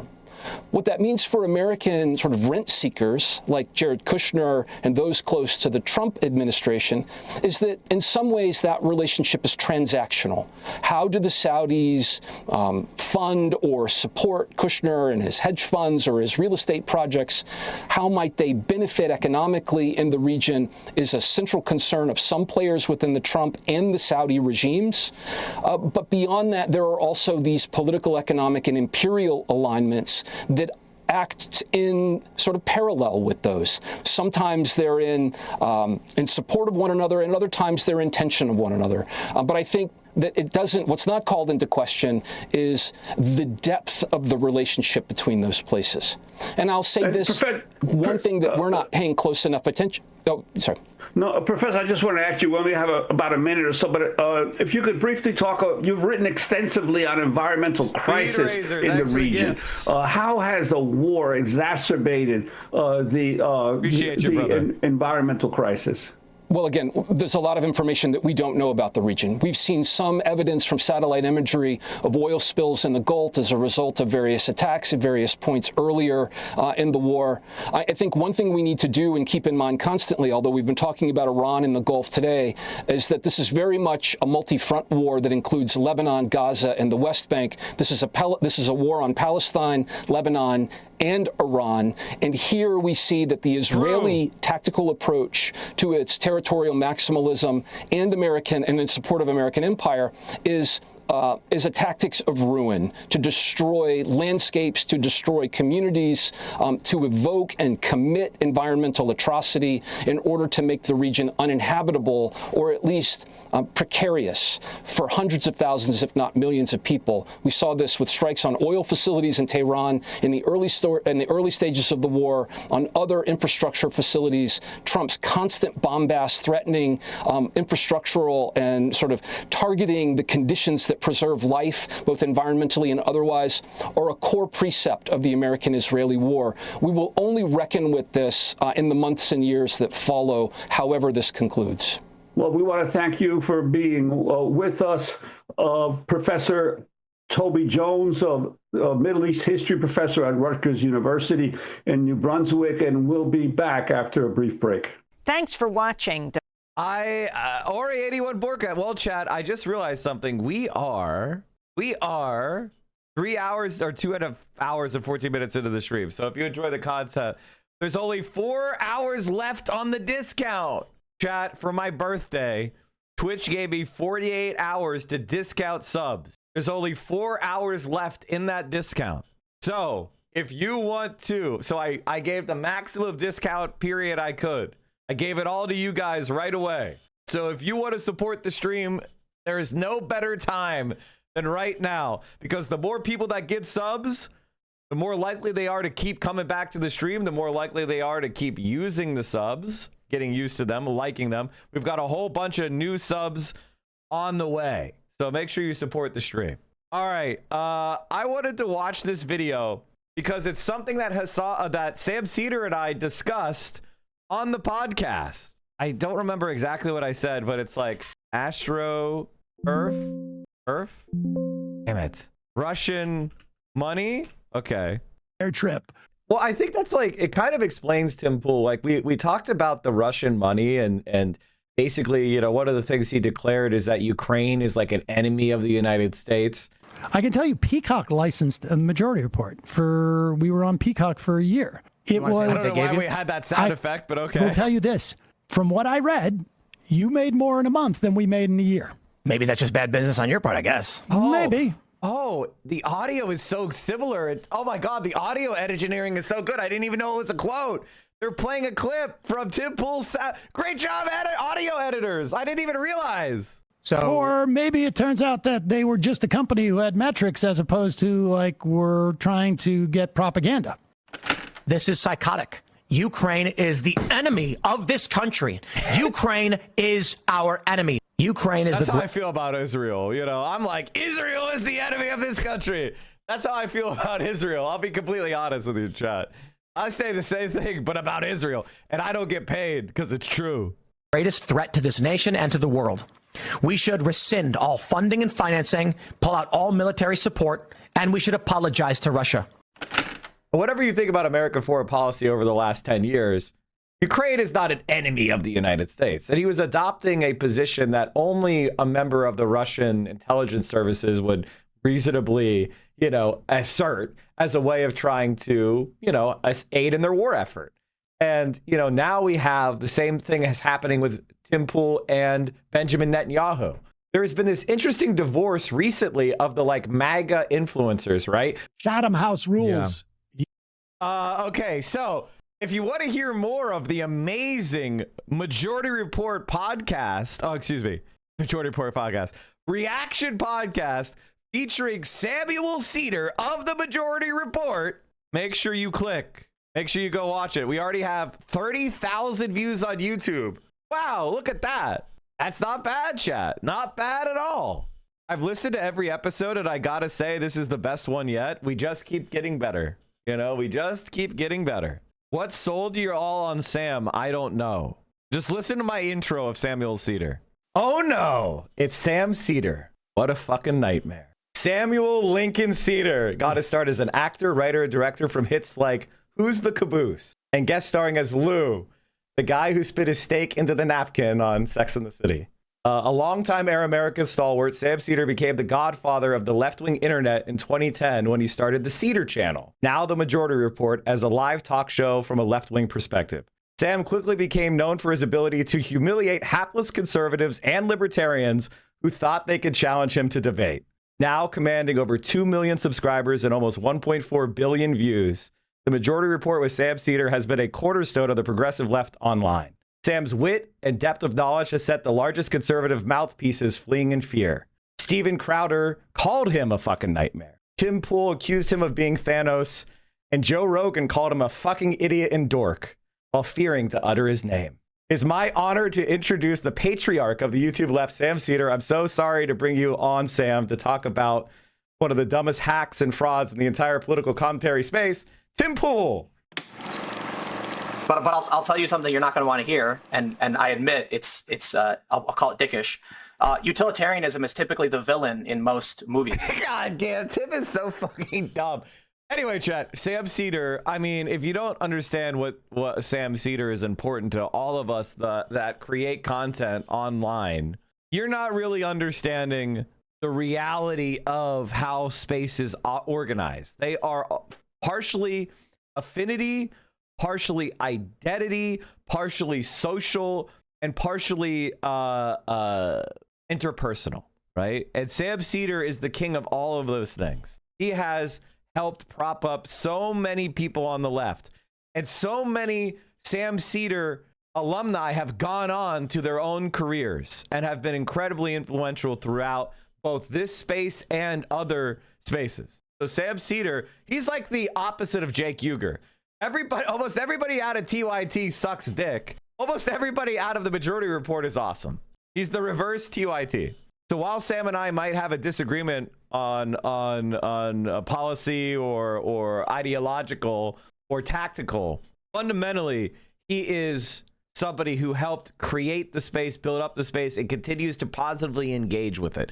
He didn't go insane because other people found success. I will never get over how hard Sam dogwalled Ethan Cleansing in 2025 after thinking Sam would agree with him. Because, and this is what you need to know about Sam SEDER. Sam SEDER is an intellectually consistent, intelligent man. He doesn't take the intellectual shortcuts that a lot of people do. This is something that, is very important in politics is, can you rationally explain your views? Can you rationally explain why you believe what you believe? Can you maintain intellectual consistency? And are you open to new information? Is your belief system so fragile that one piece of contrary information shatters it, right? Like the thing about me, the reason why I'll never be a right-wing grifter is because my beliefs are so firmly rooted in empirical fact, testable predictions, as well as, what I intuitively believe or what is part of my affinity group or friendships or whatever the fuck. Like something's not gonna happen that makes me fundamentally reject my worldview, because if it is in the possibility space, then my ideology and my beliefs are willing and capable of dealing with it. That right-wing people will go and get investors, billionaire money, and they buy... So this is a video that the Majority Report put out that I wanted to talk to you guys about, because there's a difference between somebody like me and Sam. We are building this shit brick by brick with your guys' help. I don't get help from the DNC. The Democratic Party billionaires are not inviting me to shit. I am not getting help from the mainstream media. In fact, they slander me whenever they get the opportunity, okay? Like, there is no left-wing boost whatsoever. None. Everything that we have, we build with each other. Look at how it operates on the right. Look at the difference. So when you give subs, like the anti-corporatist just gave 5, Wensid gave 10, Mike Perbutte gave 10, Spicy Larry gave 5, Type 2 Diabetic gave 10, Space Cap gave 5.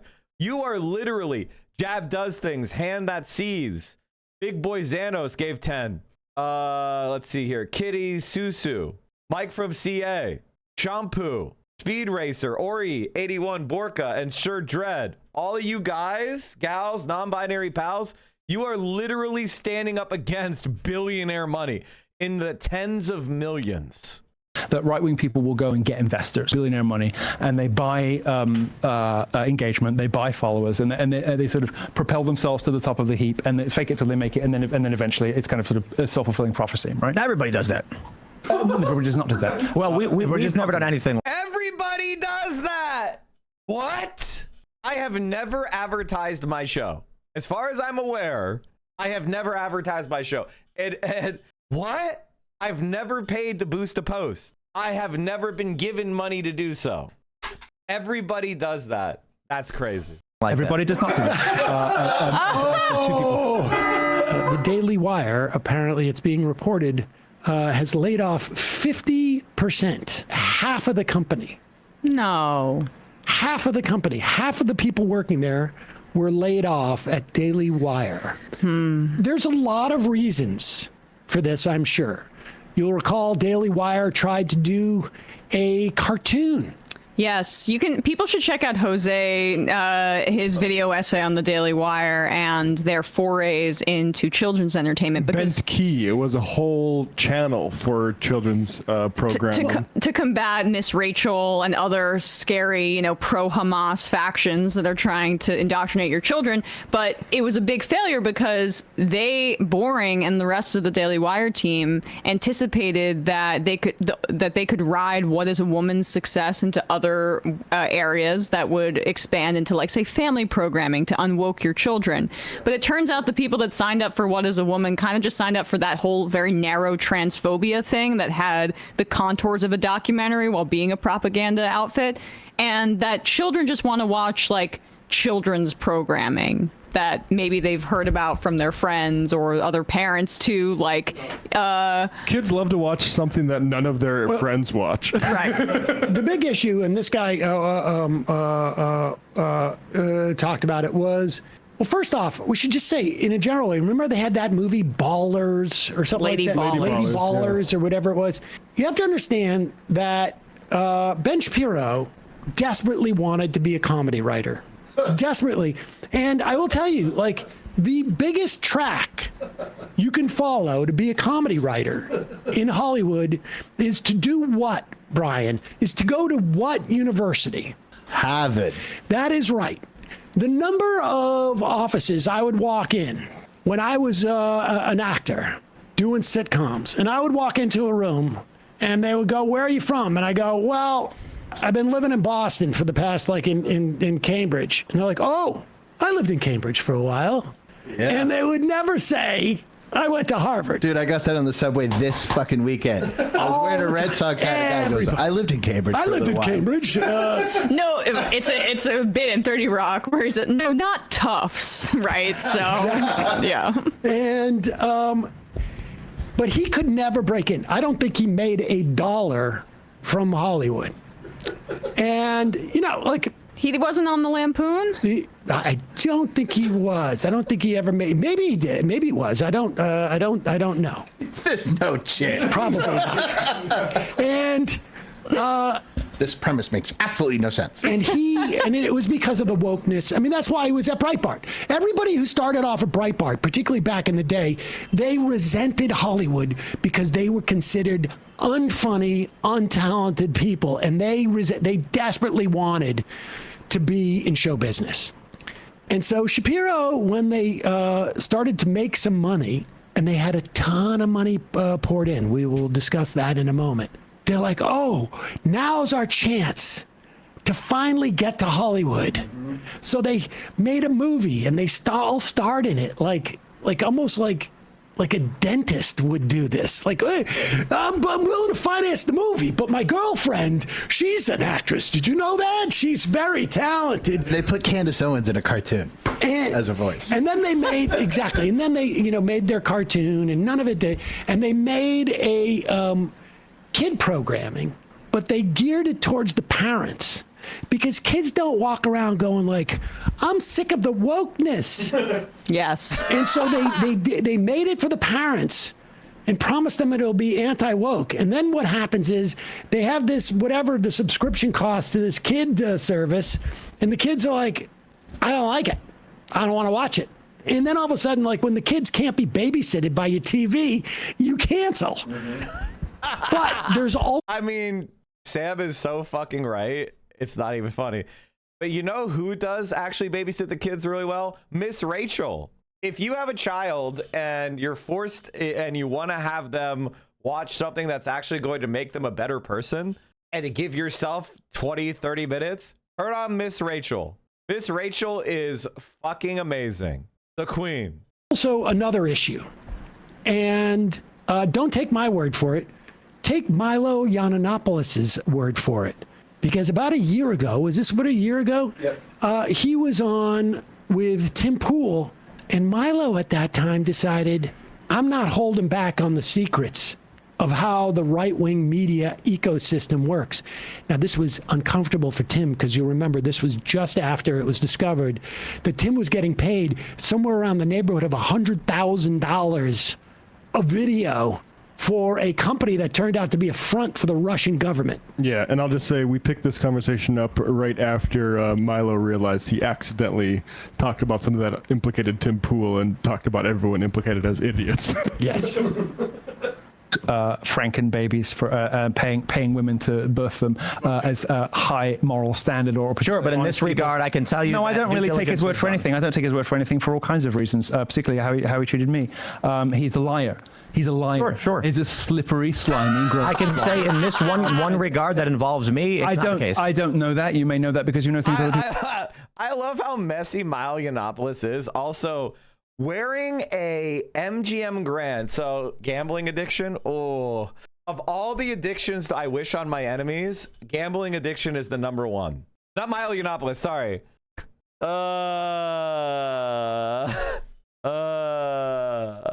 It's Yiannopoulos. That's how you say it, right?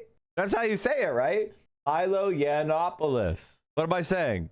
Okay, of all the afflictions I wish on my enemy, I wish a gambling addiction on them. So when people are walking around wearing casino attire to professional like appearances, that's a bad sign. Okay, it's one thing to gamble once or twice a year for fun. But when you're wearing the gambling attire to professional appearances, we don't know. But you know, it's not an unreasonable supposition. Was there homophobia? I didn't see any homophobia. What was the homophobia? What's the homophobia? Are we just trying to get attention by claiming something exists that doesn't exist, stopping the momentum of the conversation? He also says he's not gay. Look, I think we can move on from this. Oh, pause it for a second. I just want to say, like, the person he's talking about who's a liar is Dave Rubin. Okay, that's not the point of this. Right? But two things can be true. Go back a little bit. People were saying he's gay as fuck, also in a homophobic way. I think if people were saying he's gay, it's because he's a gay man who has sold out his community to such an extent that he's taking money from these fraudulent gay conversion therapy Christian freaks, and people are just pointing out that he's a total liar. You know, it's not that they're accusing him of being gay as if gay is bad. Like, give me a fucking break. Also, as I've said, and I'll say it again, my stream really isn't the place for people to do that kind of thing where it's like trying to like trip up the momentum of the stream with like these kind of vague accusations of like homophobia or whatever.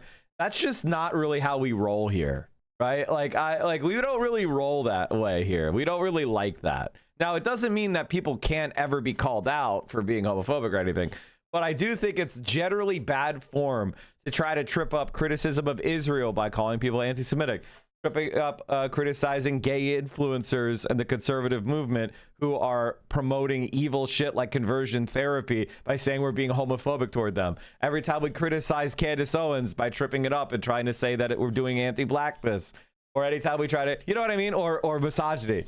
It's like, come on, no, we're not. No, we're fucking not.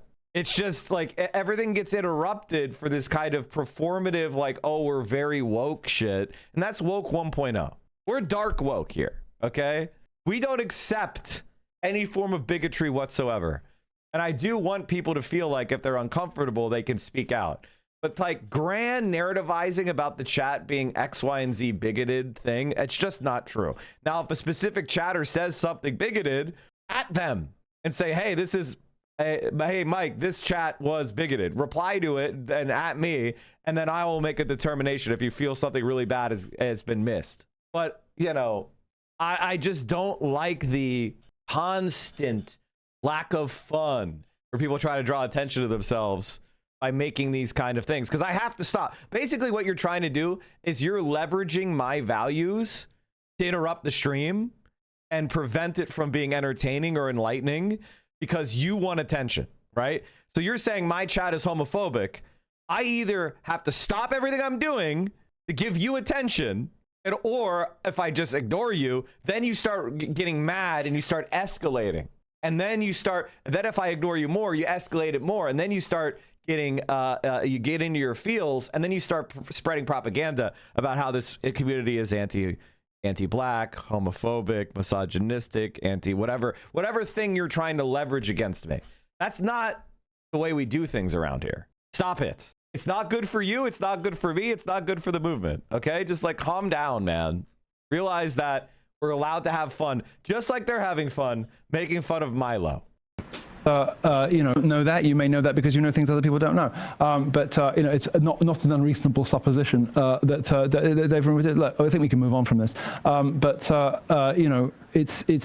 It is no secret that a lot of bad money has gone to people on the right and on the center right. But it's typically the case that right-wing people will go and get investors rather than do advertisers, fake it till they make it, and then they'll get, sort of the big ticket advertisers. So the way Ben Shapiro, the way Candace get famous is they get Wilkes Brothers, or they get some other kind of billionaire money, and they buy engagement, they buy followers, and they sort of propel themselves to the top of the heap, and they fake it till they make it, and then eventually it's kind of sort of a self-fulfilling prophecy, right? Not everybody does that. Everybody does not do that. Well, we've never done anything like everybody that. Everybody does not do that. Two people. That's weird. That's a weird thing to say, isn't it? Everybody does that. I mean, except for we don't do that. We know. This is sort of reminiscent of like nobody would buy ads on a specific YouTube channel, and then Ian says you did that on Sam Seder's channel. Yeah, but that was a gag. But why does he do that? Why does he impulsively get out ahead of it when he knows that they've done these exact same things? It's like a tick. It is a tick. It is definitely like a defensive tick to lie. Deny. Yeah. Oh wait. Deny. Wait. It's like a child. Piers Morgan said that he knew nothing about how people would phone hack celebrities' phones in the 90s, but was apparently bragging about it at lunches. Like, oh yeah, you just use the default code and you can get into anyone's phone. But let's be clear so that we can listen to the rest of this. What Milo is saying. When you buy engagement, what you're doing is you're buying views or downloads or whatever it is.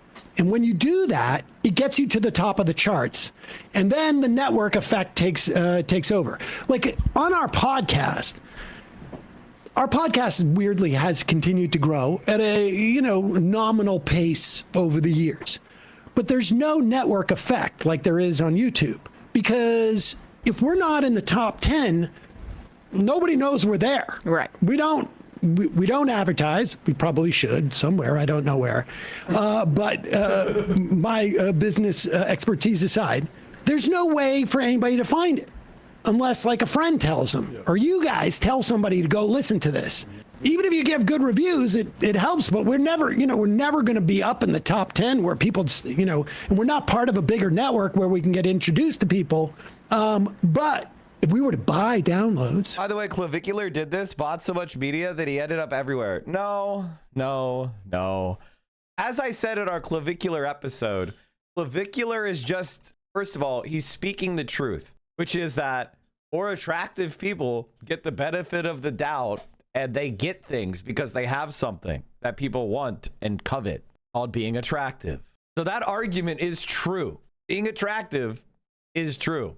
And then, this is the even more important part, he created a narrative that right-wingers want, which is simultaneously self-loathing and supremacist ideology.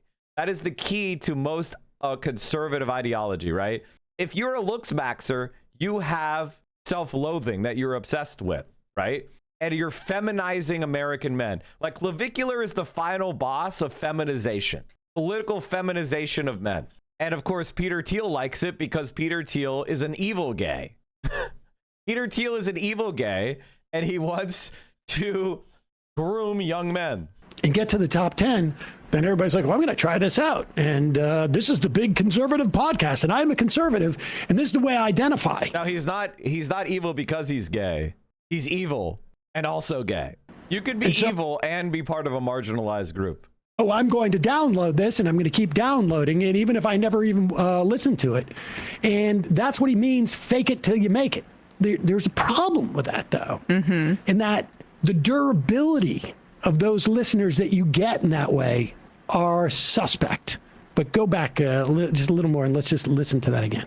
It's typically the case that right-wing people will go and get investors rather than do advertisers, fake it till they make it, and then they'll get, sort of the big ticket advertisers. So the way Ben Shapiro, the way Candace get famous is they get Wilkes Brothers, or they get some other kind of billionaire money, and they buy engagement, they buy followers, and they sort of propel themselves to the top of the heap, and they fake it till they make it, and then eventually it's kind of sort of a self-fulfilling prophecy, right? Everybody does that.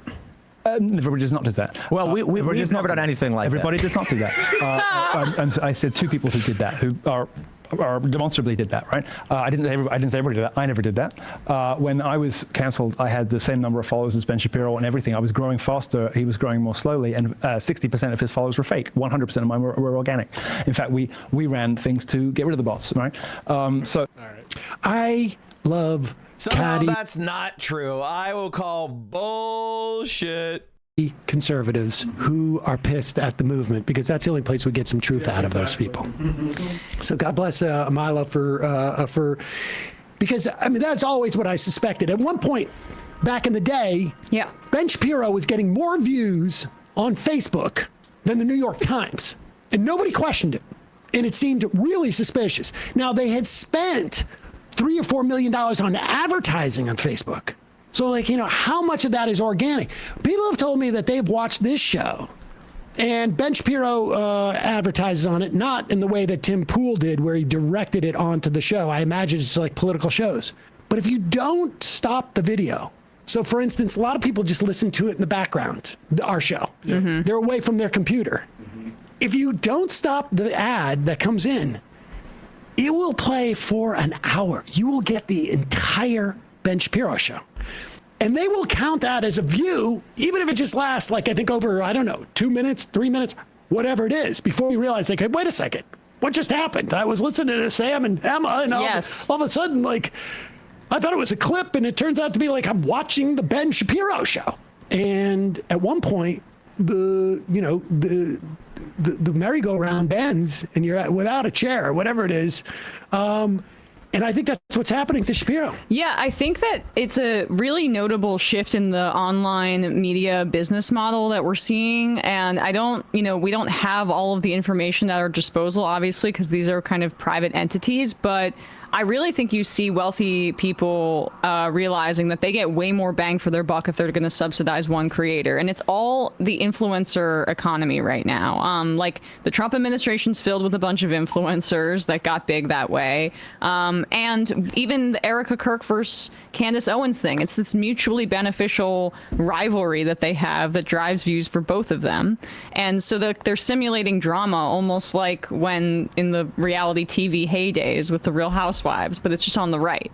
And people like that stuff. And it sort of is about politics, but it's also sort of not.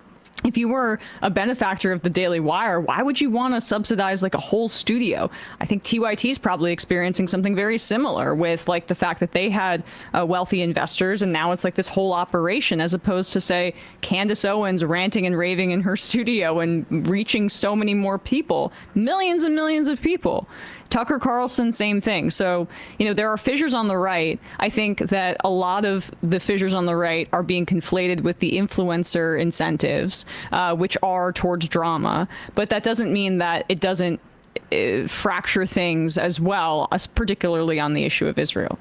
That can be exploited. We just can't overstate it because they are operating within business incentives that are newer and I think harder for people to get a handle on. But that's what the whole influencer thing is. It's just driving each other to headlines and advertising yourself and placing yourself at the center of so-called news. But I also think with the right, and I think this is the distinction between the TYT investment and the investment you see on the right. On the right, it is the returns are not measured necessarily in dollars. Yeah. The returns are measured in messaging and politics. The investment that TYT got was just a business investment. I mean, I think they didn't find their politics offensive, although in some instances, some people argue that they moved to the right in part in certain business things. I don't know if that's true. But my sense is that entity is a business entity that is not perceiving their investment in that as politics.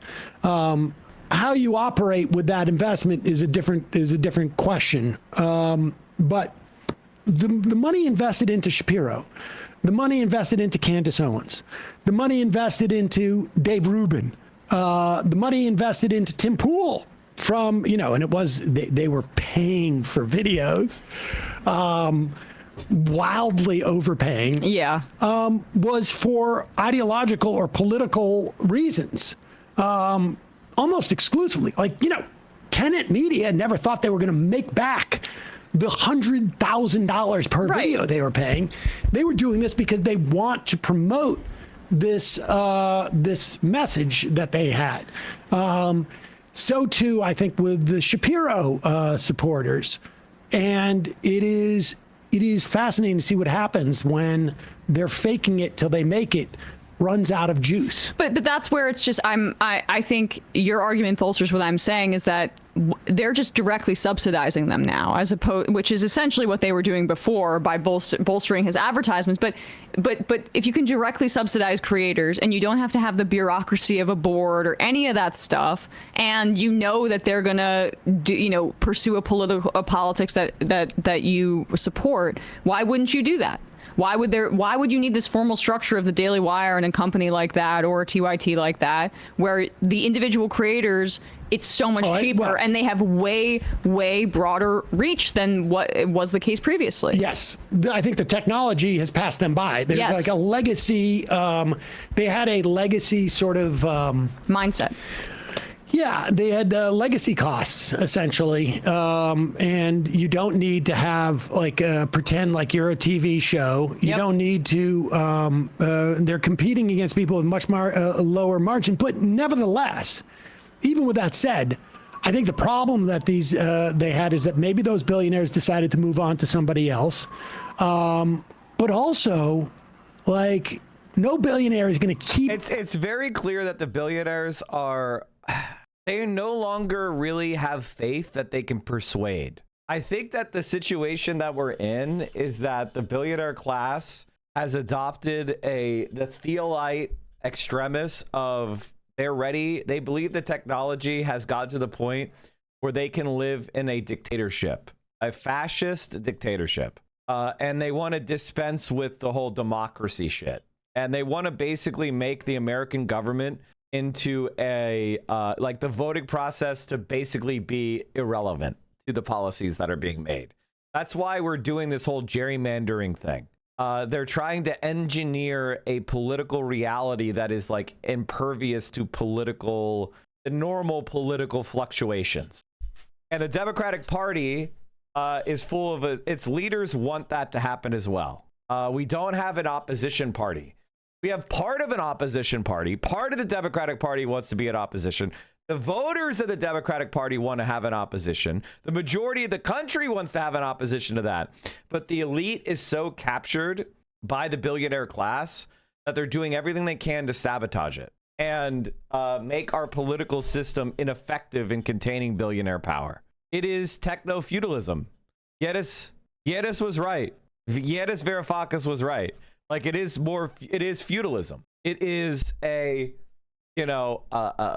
what Thiel and these other people call the network state, but it's this authoritarian right hell, techno-authoritarian hell. And I don't really know what to say.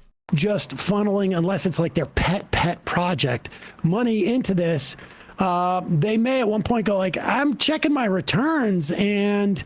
it could be that Shapiro got on the wrong side of the Israel debate for a lot of those people. I mean, but how would we have known about that tenant thing unless there was an indictment? I mean, how many more arrangements are like that? There's less oversight. I would imagine so many. There's less that you don't have. Everybody does it. You don't have to do. I mean, we don't do it. Right. Except for obviously the Kamala Harris campaign ads that we were seeing. The Kamala Harris campaigns. But like that. But there's less oversight, right? That's also what's helpful is that you can have a more direct relationship with the creator too. Yeah.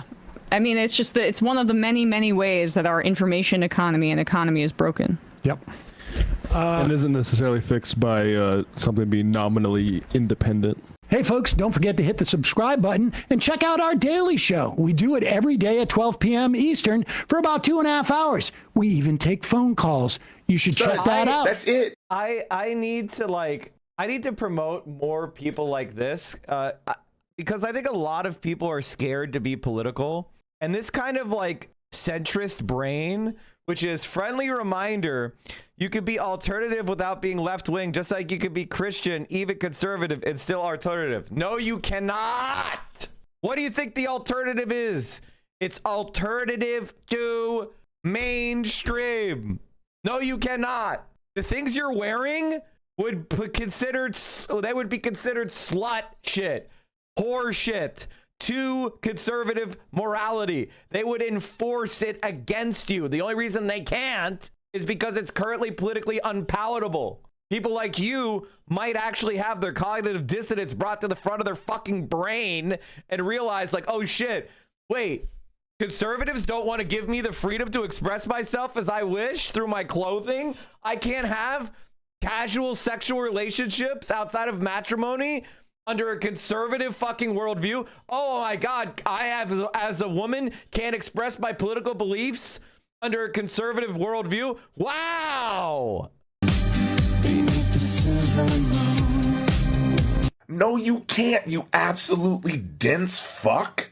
Counterculture, alternative culture, literally was created as it's part of left wing. It's part of the left wing. Holy shit, bro.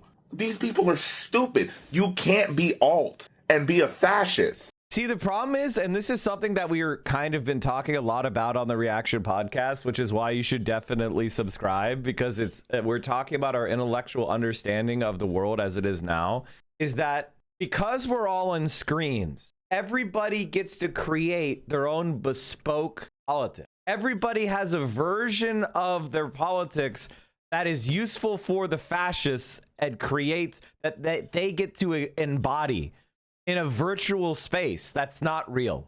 And so they think you can be all these incoherent, contradictory things because they're not living in the real world anymore. They're living in the fantasy of their algo, right? And what they'll find, and what many right-wingers do find, is that eventually the reality of their politics clashes with their fantasy, and their fantasy is dispensed with. And it happens with a lot of people. It happens a lot, but it happens one at a time in an uncoordinated fashion without a reckoning. Like Lauren Southern is a perfect example of this, right? Lauren Southern was one of the biggest biggest enemies of the left wing. One of the biggest right-wing influencers, was going onto ships in the Mediterranean to shoot at refugee boats.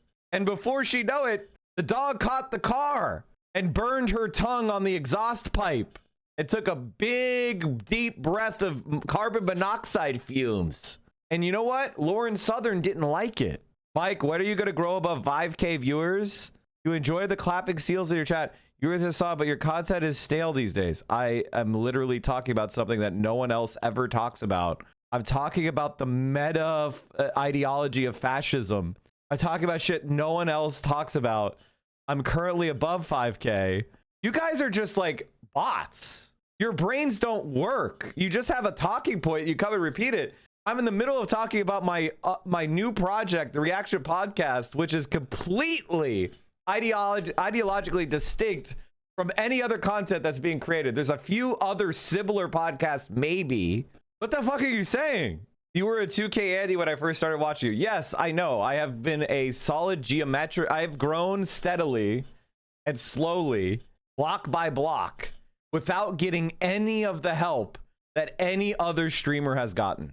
Every other streamer of my size, every single one, has gotten more help than me. Now, it's not to say I did it on my own. I have friendships and relationships, and people have helped me over the years, but I have not been part of a major organization. I have not appeared on larger streams daily for months. I wasn't rated by Hassan 50 fucking times. I think I got a couple raids from Hassan in 2020 and 2019 when he was about the size I am now. I've been on his stream 10 times maybe, which is, you know, and we talk and he reads my chats almost every day and we talk all the time, but it's not like I'm getting these mega boosts, right? I just don't get that. I have created this slowly over time. I have my relationships with people. I occasionally participate in their stuff, but largely this has been, I think I've been the least boosted fucking large streamer on the entire platform. Like, honestly, like, come on, man. I think the main problem that we have is like, I cover the shit and I make my arguments before Hassan does. And oftentimes, if you go and watch Hassan, he'll be saying the same shit I was just saying an hour earlier. So what am I, fucking got a time machine? I go into the future, watch this on stream, and then bootstrap backwards and then say it? It's like, what are you saying? And that is not to say that Hassan is copying me. It's just that Hassan and I have read some of the same books and have worked on a lot of the same projects. And so we have a similar ideological worldview. We have our differences. We have our differences on different things, but we're largely aligned. Like, yeah, of course. I think one of the things that's kind of fascinating is it's like, there is no one like me. Like, literally. Who is bigger than me on twitch.tv streaming politics? It's just like, what the fuck are we talking about?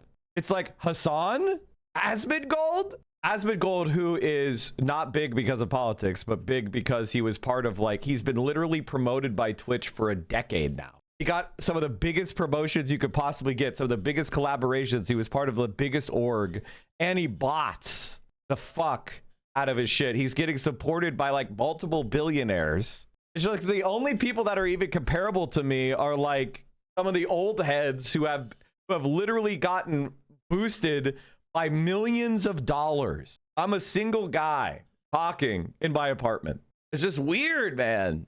Like you were coping, the only thing that matters is number go up. Yeah, my number is going up.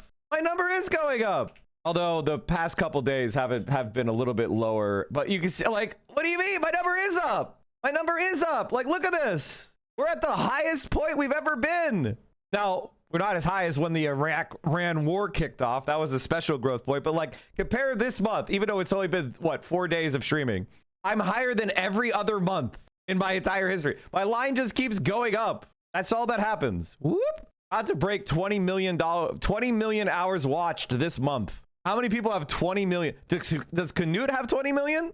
Yeah, he's at 24. About to pass Canute, who's like one of the OG streamers. Caroline broke 10 mil. Hell yeah. We love Caroline, don't we, folks? I think Denims is nearing 10, right? Yeah, 8. Who is Vlog and why is there Twitch PFP? I don't know who this is. Oh, is this Hugo? Who is this? I'm not sure I know this guy, if I'm being completely honest. Which doesn't mean he's not cool or whatever. It just means I'm not that much into the streaming, you know? I'm like, is this Hugo? Like, who the fuck is this? It looks like Hugo. Are you from Justin TV? No, I started in 2019. There it is. Atrioc is the next big thing. I mean, Atrioc is just like a lot of the other people in that he was a big streamer who's gotten boosted. He's like an OG. He's got all the boosts. He did take a little bit of hit from the AI porn thing, but he's recovered by becoming a centrist, by becoming the centrist guy, getting, you know, he had a really big stream, the Atrioc AI porn. Anyway, all in all, I don't know what the fuck that guy's talking about. And the reason why I bring that up is because it's important to understand that the people that attack me are delusional. And it does get tiring because they just repeat whatever their streamer told them, no matter how delusional it is. My haters are either Destiny, Ethan Klein, or Asmongold fans. That's about 90% of them. And then there's a few of them that are like weird ultras that I made fun of at some point, and then they had some sort of like weird fixation. But they don't ever actually, you know, align with my politics. Even the ultras who criticize me, they guess what my politics are. They guess what my politics are. They guess that I'm a class reductionist, but they don't actually watch. They guess that I am this. Like they don't even know what I say. If I had a nickel for every small bean student organization liberal Zionist said was being unfairly attacked, and then 5 minutes of research learned the student organization in question is providing material support to the 108th Genocide Brigade, I'd have had a lot of nickels. Yeah, exactly. Why would anyone be stupid and oafish enough to criticize me? It's fine to criticize me, but just criticize me on like accurate facts, right? Or something of substance. That's all I ask for, right? Is that so much to ask? He came to waste time and get you off track. No, this is awesome because we're getting to dunk on these people.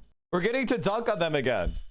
Yet another win for us. Yet another success. All right, let's move on. I wanted to cover this breaking points because they had Professor Wolf on.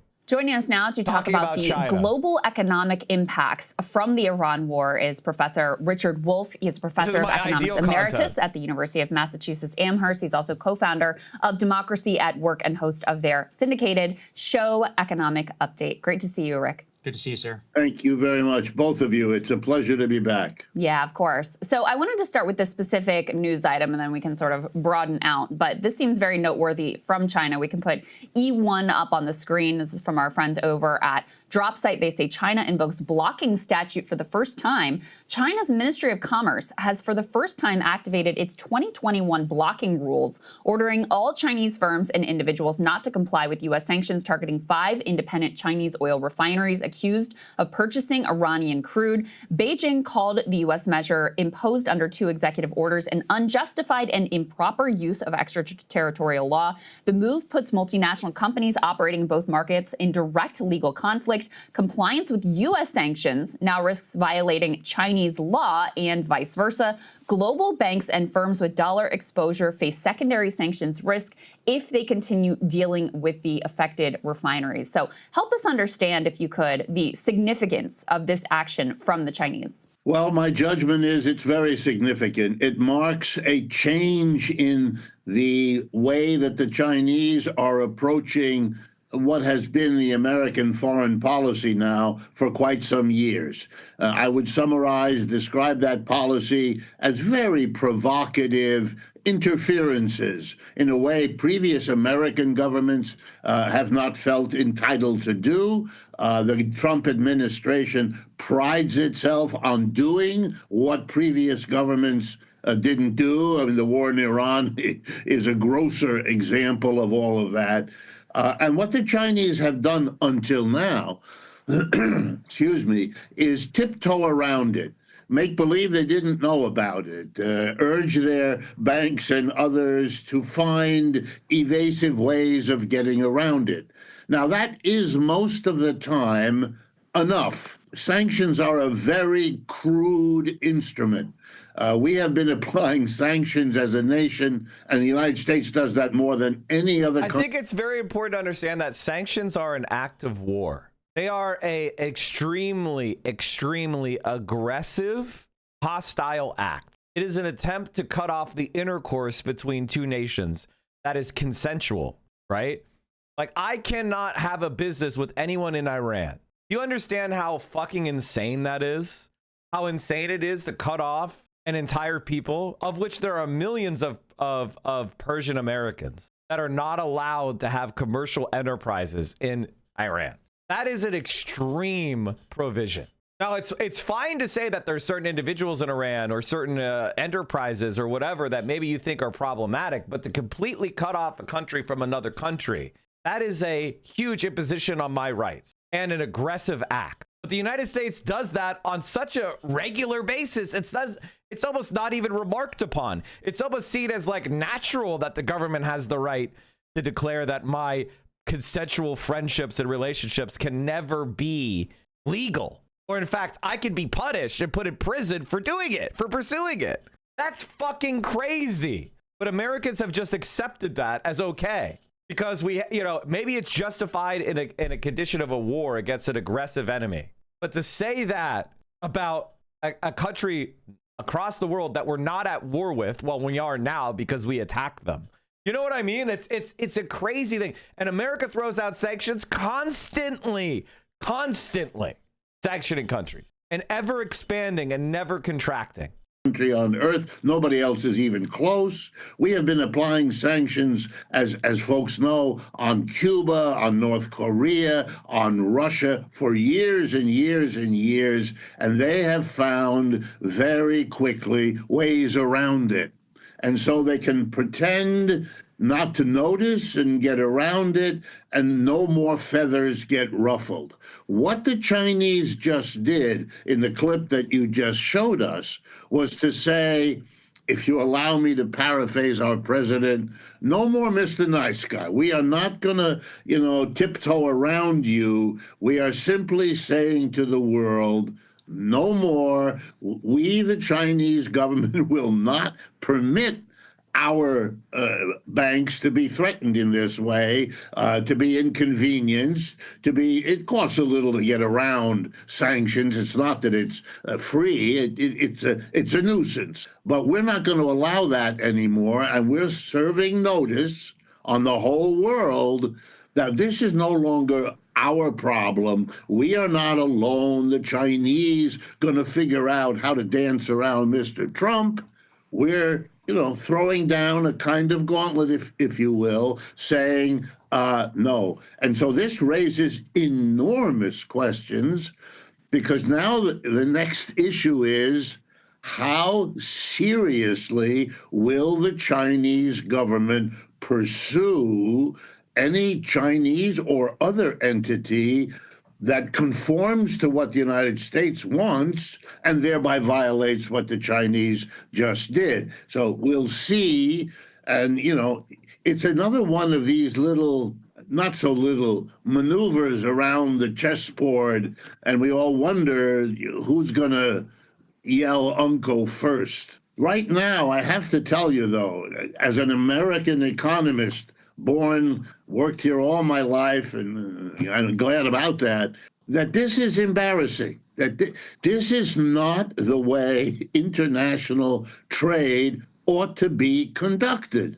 And it looks to the whole world. My colleagues around the world, including many that are very friendly to the United States, it really looks like a country that can't compete in the old ways, having to do it in these ways. And when you look at it that way, then the sympathy begins to move towards China as being the victim of this change. And they're all worried that they will be the next victim of the change. And it's shifting the whole world balance in ways that, if I were a policymaker, would worry me. Professor, let's zoom out more. You just spoke there about China. But what does this mean generally? You were talking there about the international trading system, U.S. dollar hegemony. Like, the basis of the American empire has really rested on its economic might, not just to compel countries, but to do business with a lot of these countries. When you combine this with the current Iran situation and the level of damage U.S. consumers are taking, for example, let's put the gas price up here now on the screen. We currently have it at $4.45 a gallon at the national average, over $6 a gallon in the state of California. So we're punishing our own domestic economy. We're also doing, kind of like you said, embarrassing ourselves on the international front. Some sort of new order will emerge from this. What's that going to look like? And how's that going to affect us all? Well, things are going very, very fast, and they're going downhill for the dollar. I don't want to be misunderstood. The dollar is still the most important global currency, but it is nowhere near as powerful, as dominant as it once was. So comforting yourself by saying, well, over 50% of the central banks of the world keep their reserve to back up their own currency in dollars, true enough, but it used to be 80%. Right. And that is a sea change in terms of what is counted as secure. We just crossed a milestone a few days ago when our national debt exceeds our GDP. That's a usual warning sign. But to whom is it a warning? To the people who lend to the United States, countries, companies, banks, Americans, foreigners.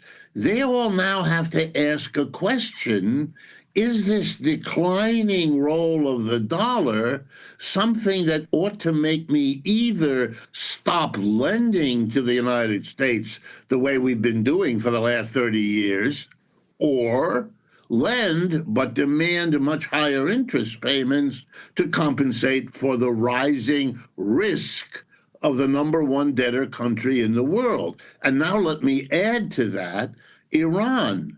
The Gulf countries, the half dozen countries out there, Kuwait, United Arab Emirates, all of that, they have taken a shellacking in this war.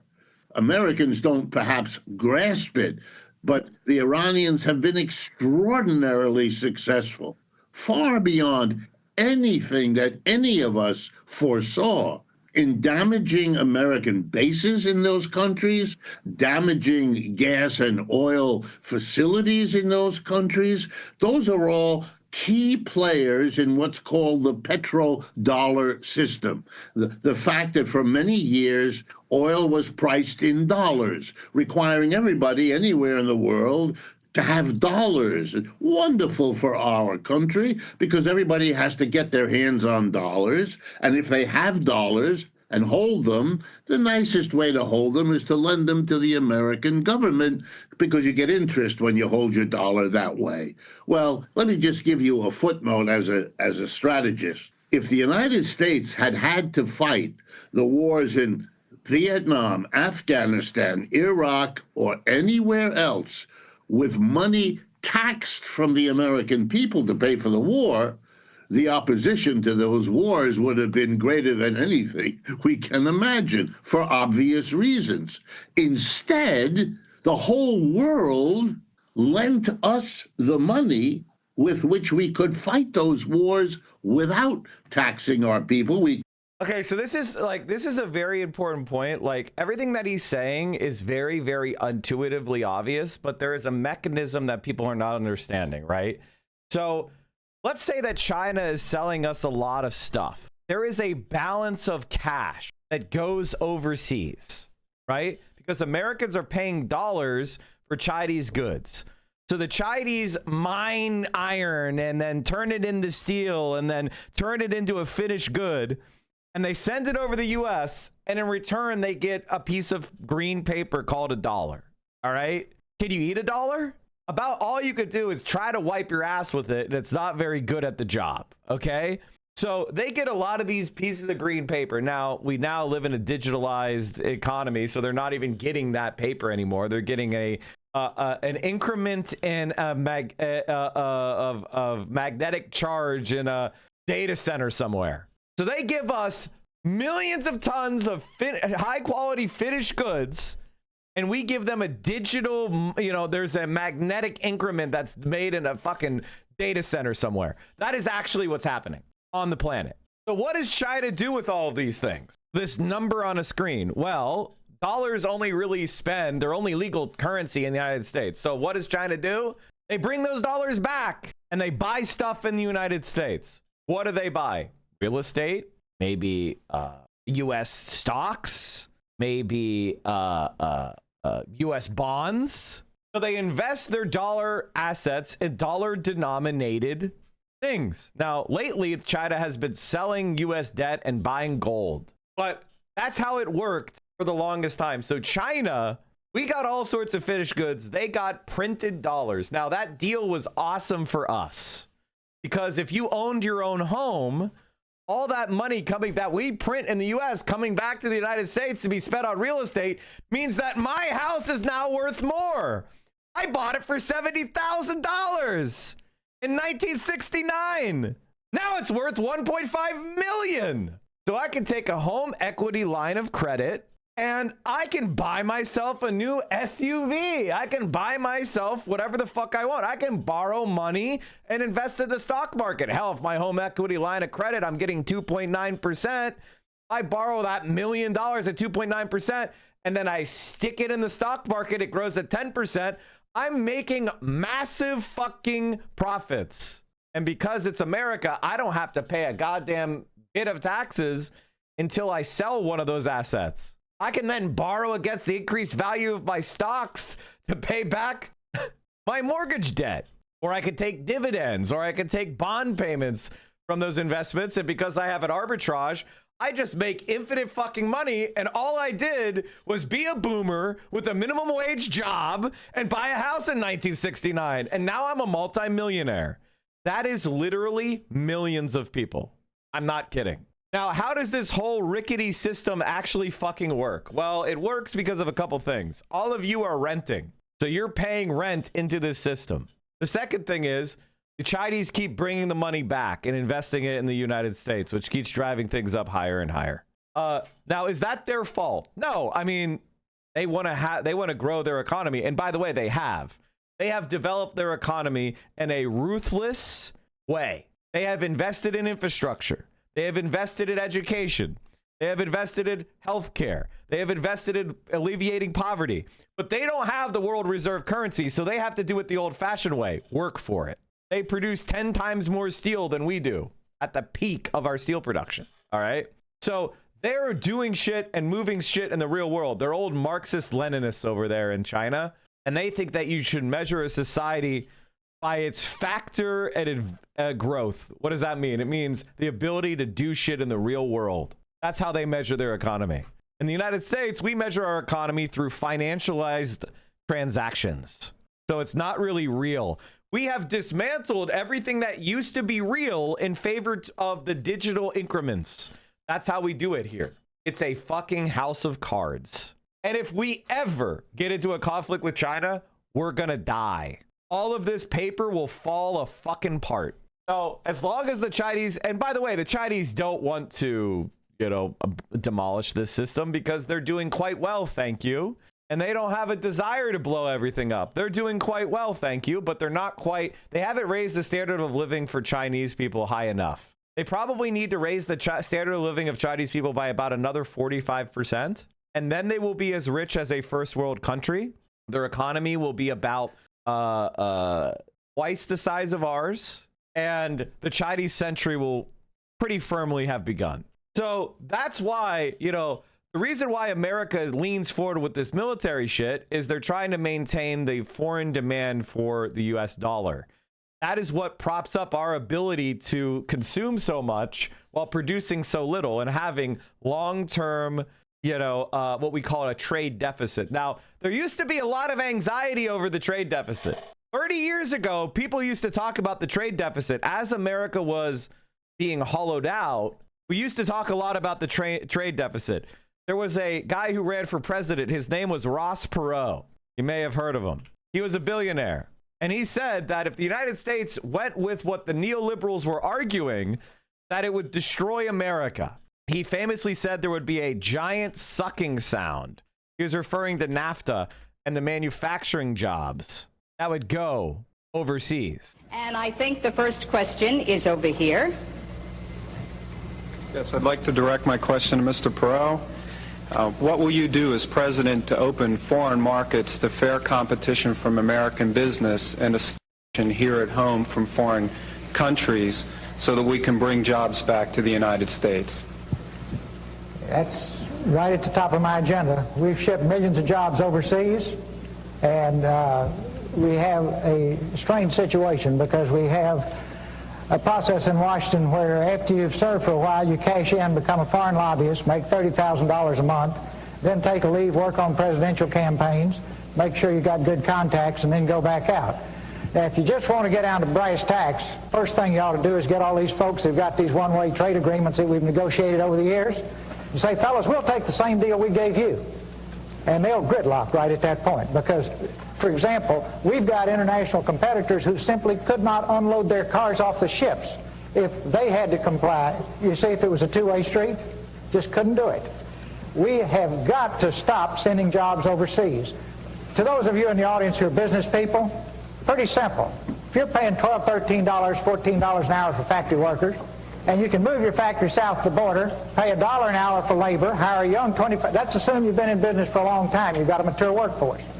Pay $1 an hour for your labor, have no health care, that's the most expensive single element, making a car, have no environmental controls, no pollution controls, and no retirement, and you don't care about anything but making money, there will be a giant sucking sound going south.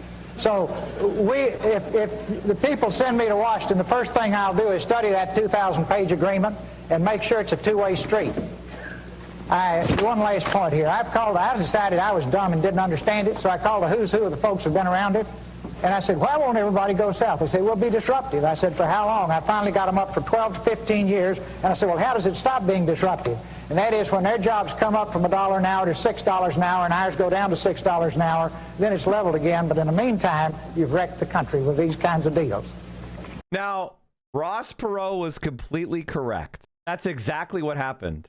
In fact, I saw a map yesterday. I've been trying to find it on, but I can't. Maybe the chatters can find. It didn't get that many likes, but it was a really, really good post.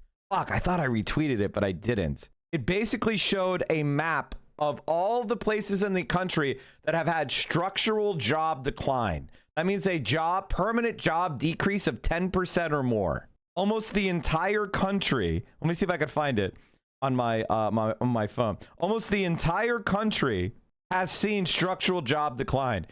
Almost the entire country has been completely hollowed out. Completely. There's only a few major metros, Los Angeles, New York City, some places in Texas and Florida, that have held up the job declines of the rest of the country. Oh, here it is. Thank you so much. I think this is it. This is an animated map of just the last 20 years. And I want you to understand that it's been far worse than that for the prior 20 years. Look at the change in the labor force over the past 20 years. The red counties are places that have seen more than 10% job loss. If you're wondering why Trump won, this is just the last 20 years. And it was bad the 20 years prior to that. Wait, that's loss per month? No, that's the labor force over the past 10 years. So it's a look back. Okay, so the way this chart works, just to explain it, is it looks back at that county the prior 20 years of that date. So when it starts at January 20, so this is looking back. So this is comparing January 2010 to January 1990, right? How many jobs compared for, so these counties saw hyper growth from January 1990 to January 2010. The counties that are in green, dark green, saw 40% more growth, right? 40% more job growth. So it's what is that county doing looking back 20 years? And then it ticks forward, and it's continually looking back 20 years, right? And at the end, it's comparing 2026. Oh my God. It's comparing December 2025 to December 2005. That makes sense? So from December 2005 to December 2025, these everywhere in red lost at least 10% of the jobs compared. And as I said, there's only a couple places where it's green. You have like the New York City, like kind of Philadelphia, New York, DC corridor, the Boston corridor. That's like decent holding up. Then you have like some of the, you have Florida, you have some places in Texas, you have California. But for almost the vast majority of the center of the country, especially the Rust Belt, it's been fucking annihilated. And that is what people are, when we talk about what has happened to the United States, the US dollar is the only strength we have left. The fact that people use the dollar for international trade creates a demand for the dollar, which means we get to buy shit from overseas through dollars we printed because other people need the dollar in order to transact foreign trade. And what Donald Trump is doing is he is making everybody realize they need an alternative to the dollar. And if that occurs, the United States of America as an empire is done, because we will need to have structurally balanced trade. That means Americans will have to provide goods and services that foreigners want to buy, which we don't do because NAFTA and neoliberalism has destroyed the country. If you're ever wondering what happened to Pennsylvania, what happened to Ohio, what happened to Michigan, what happened to Wisconsin, what happened to Minnesota, why are they suddenly starting to vote for Republicans? What happened to West Virginia? That used to be a Democratic stalwart. It's because it was annihilated by the policies of neoliberalism. Okay, where were we? Back to explaining what's happening.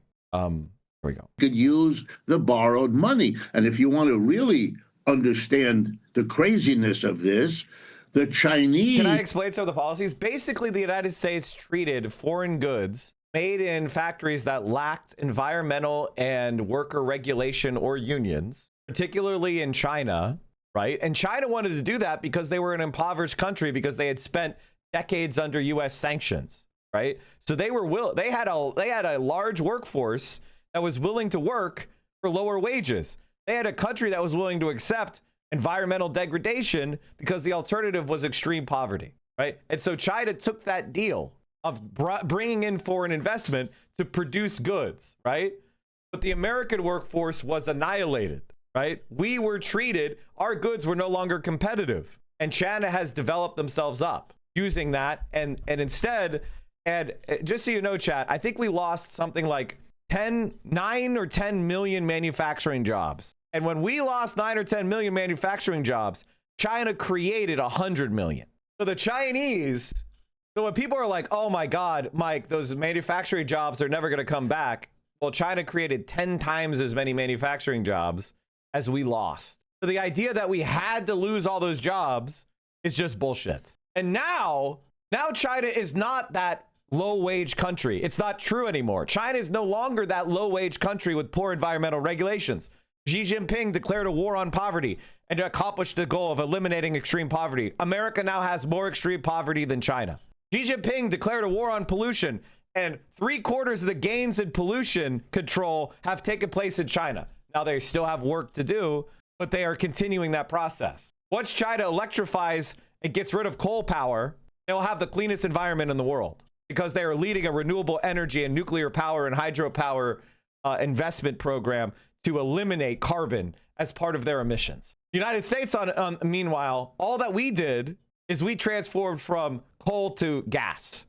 So we're no longer using that coal because gas is cheaper because we developed hydraulic fracturing, but we're fundamentally a fossil fuel dependent country. So China is leading the world in innovation and in infrastructural development and green technology. The United States is stagnant. The literal only thing we have going for us right now is our control of the financial network and this AI bubble. So either this AI bubble is real and our economy grows and you all lose your job, right? Or the AI bubble is fake and the economy crashes and you lose your job. So no matter what happens in the future of America, it's bleak. Who are major lenders to the United States because they sell us so much stuff and get so many dollars that they then hold as treasury securities, that the Chinese government on the other side of every one of those wars was helping the U.S. pay for the war against which the Chinese were fighting. But the craziness of our global economic system makes those things happen. And right now, they are happening to diminish the standing of the dollar. And while it hasn't yet hit us, it will. And if you want a taste of where it's going, then you just have to look at Europe. Europe is a kind of basket case now of where we are going. We're not yet there. We have advantages in this country the Europeans don't have.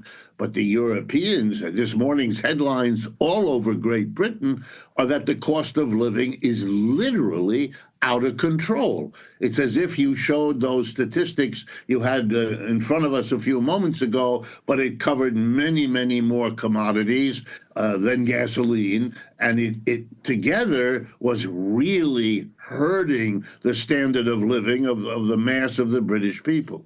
So let's talk a little bit about who is going to cry uncle here, because right now the Iran war is predominantly being engaged as economic warfare. There are some indications this morning we may be going back to hot kinetic warfare, but as of right now, it's predominantly economic warfare. I can put this next element up on the screen. This is gas prices. This is the way most Americans will interact with the war.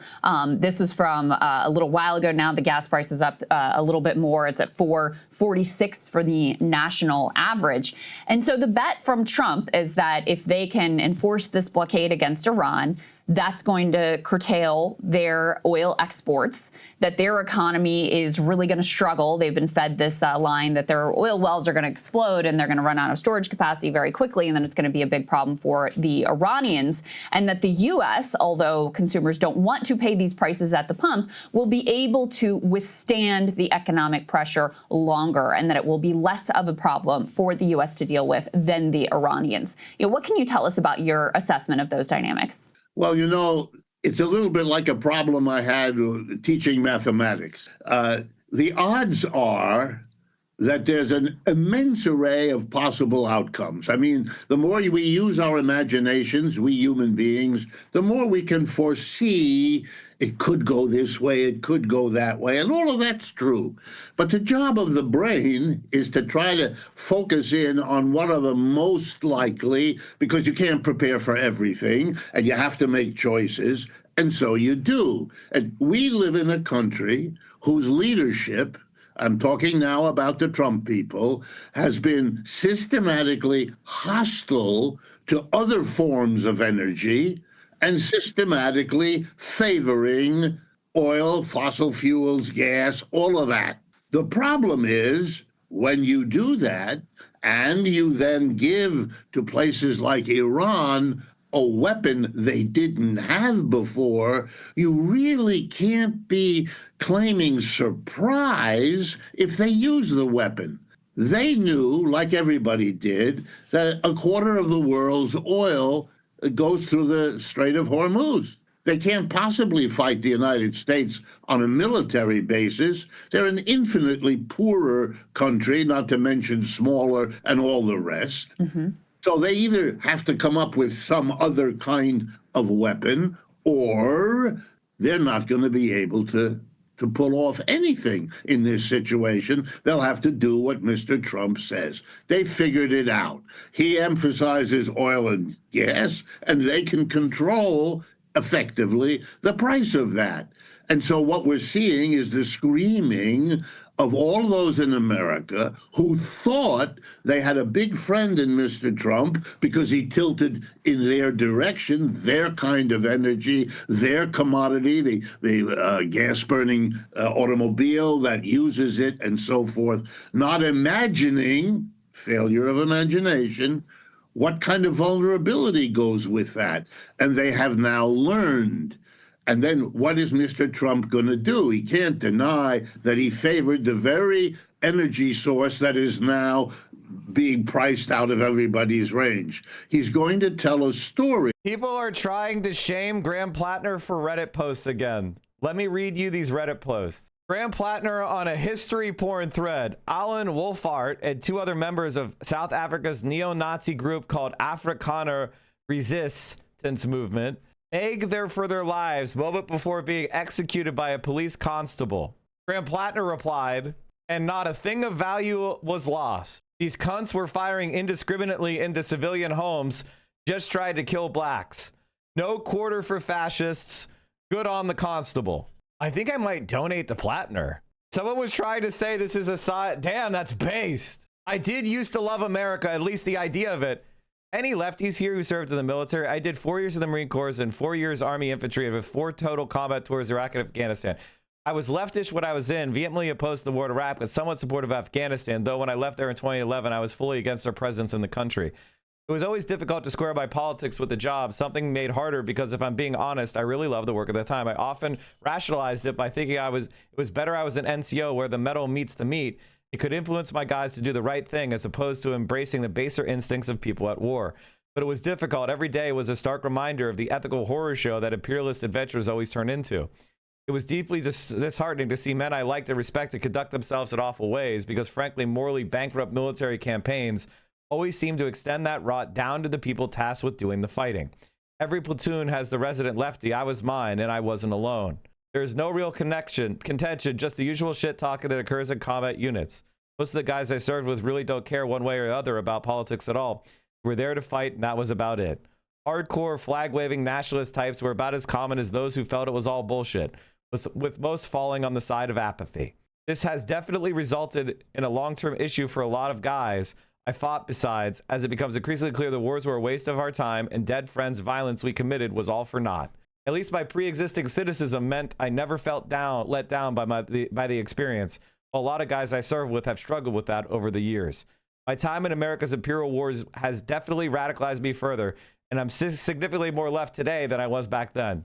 It is difficult to see all that horror as well as all the grift and corruption and not find the entire thing utterly bankrupt. I did used to love America, or at least the idea of it.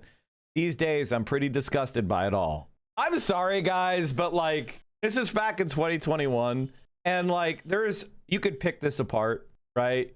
You could pick this apart and show how he failed morally or ethically or whatever the fuck. But this shows to me a thoughtful guy who's got the right opinions that are going to not be very common in the United States Senate.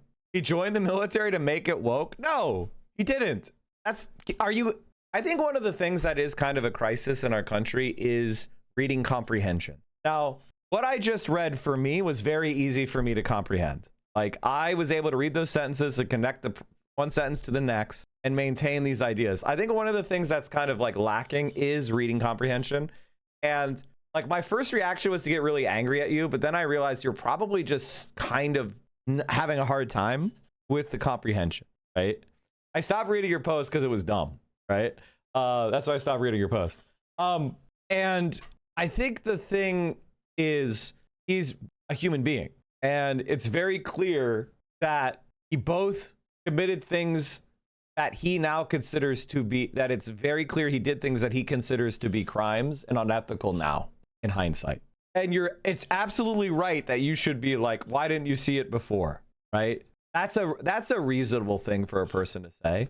But if you actually study history, if you actually try to understand human beings as they exist, rather than an idealized form of human beings that exist in your monitor or in your imagination, people make contradictory, hypocritical, or incorrect decisions in their lives, and then they go on and they move on. That is life. How we approach that determines whether or not we are organizers or we are chirpers, which is, this is a guy who's now about to seize power in Maine. And if we're attempting to figure out what he's going to do when he's in power, we're trying to divine what kind of man he is. Is he going to betray us? What's going on inside his head? Can he be trusted to be anti-imperial?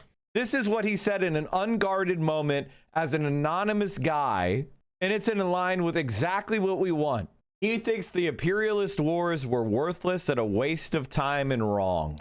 And he's disgusted by what America has become.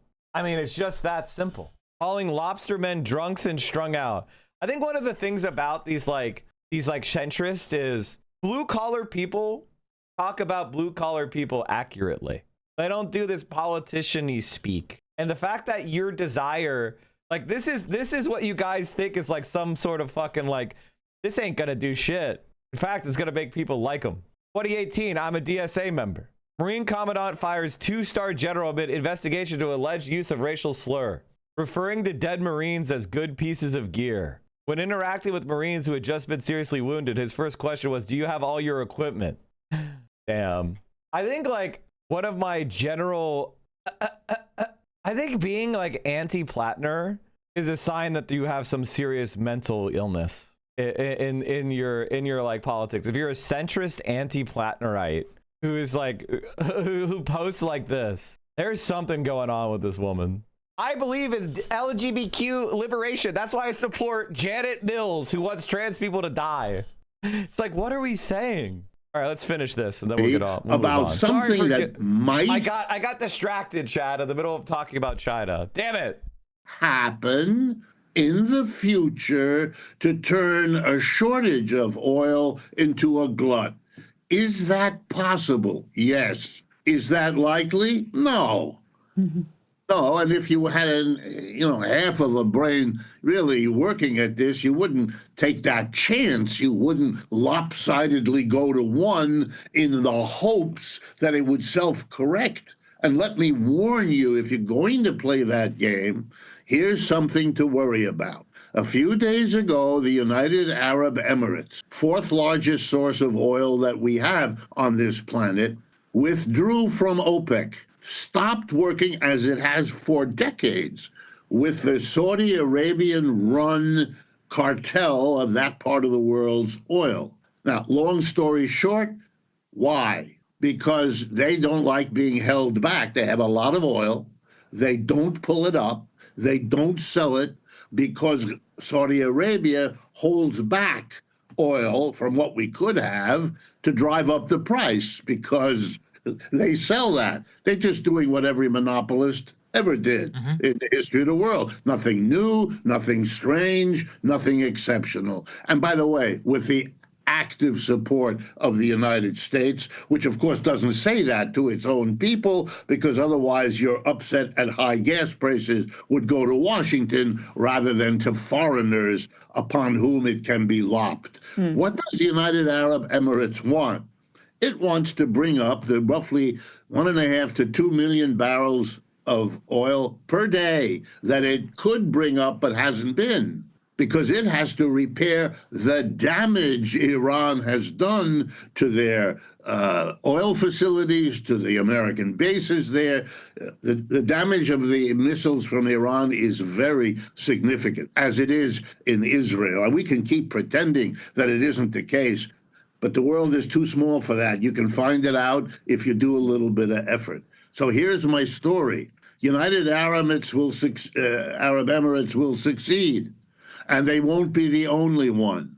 And we might very well see the glut that clip you just showed, implies. But that's not altogether good news either, because then the price of oil will collapse. And if it does, $30, $25, a barrel instead of what we see now, then all of the fracking in the Midwest of this country will stop, and they'll all be out of business. And if you think that's not a problem, you're making a mistake, because all of that depends on bank loans. They will not be able to repay them, and then our banks will be in a problem. I mean, we keep using up every angle we can in this ad hoc government by Mr. Trump. And, it's going to come sooner or later. He won't be able to patch it here, and here, and then it'll blow. But it could blow anywhere. But at this point, the mistake was ever, in my judgment, to overdo the dependence on fossil fuel. What is that about? The whole world is going in the other direction. We're not the top dog anymore. We don't run the world economy. That's a fantasy of the second half of the 20th century. That's not what we have anymore.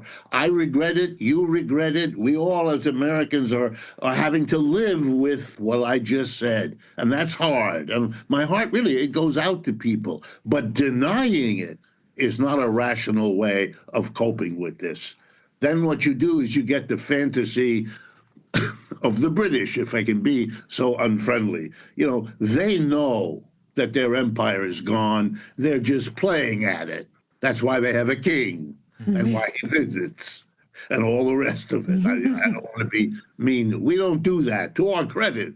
But there's a denial here that the British can no longer, or the French, or they know it's over. We still think we are, and we therefore make decisions on an assumption basis that then comes back and whacks us. And that's what we're experiencing now. Well said, sir. We appreciate your time and your analysis. You're always dropping knowledge bombs. All right. I hope so. I hope you find it interesting. Very much. And I appreciate it. And I speak for many of my friends, all the work that you do on your program.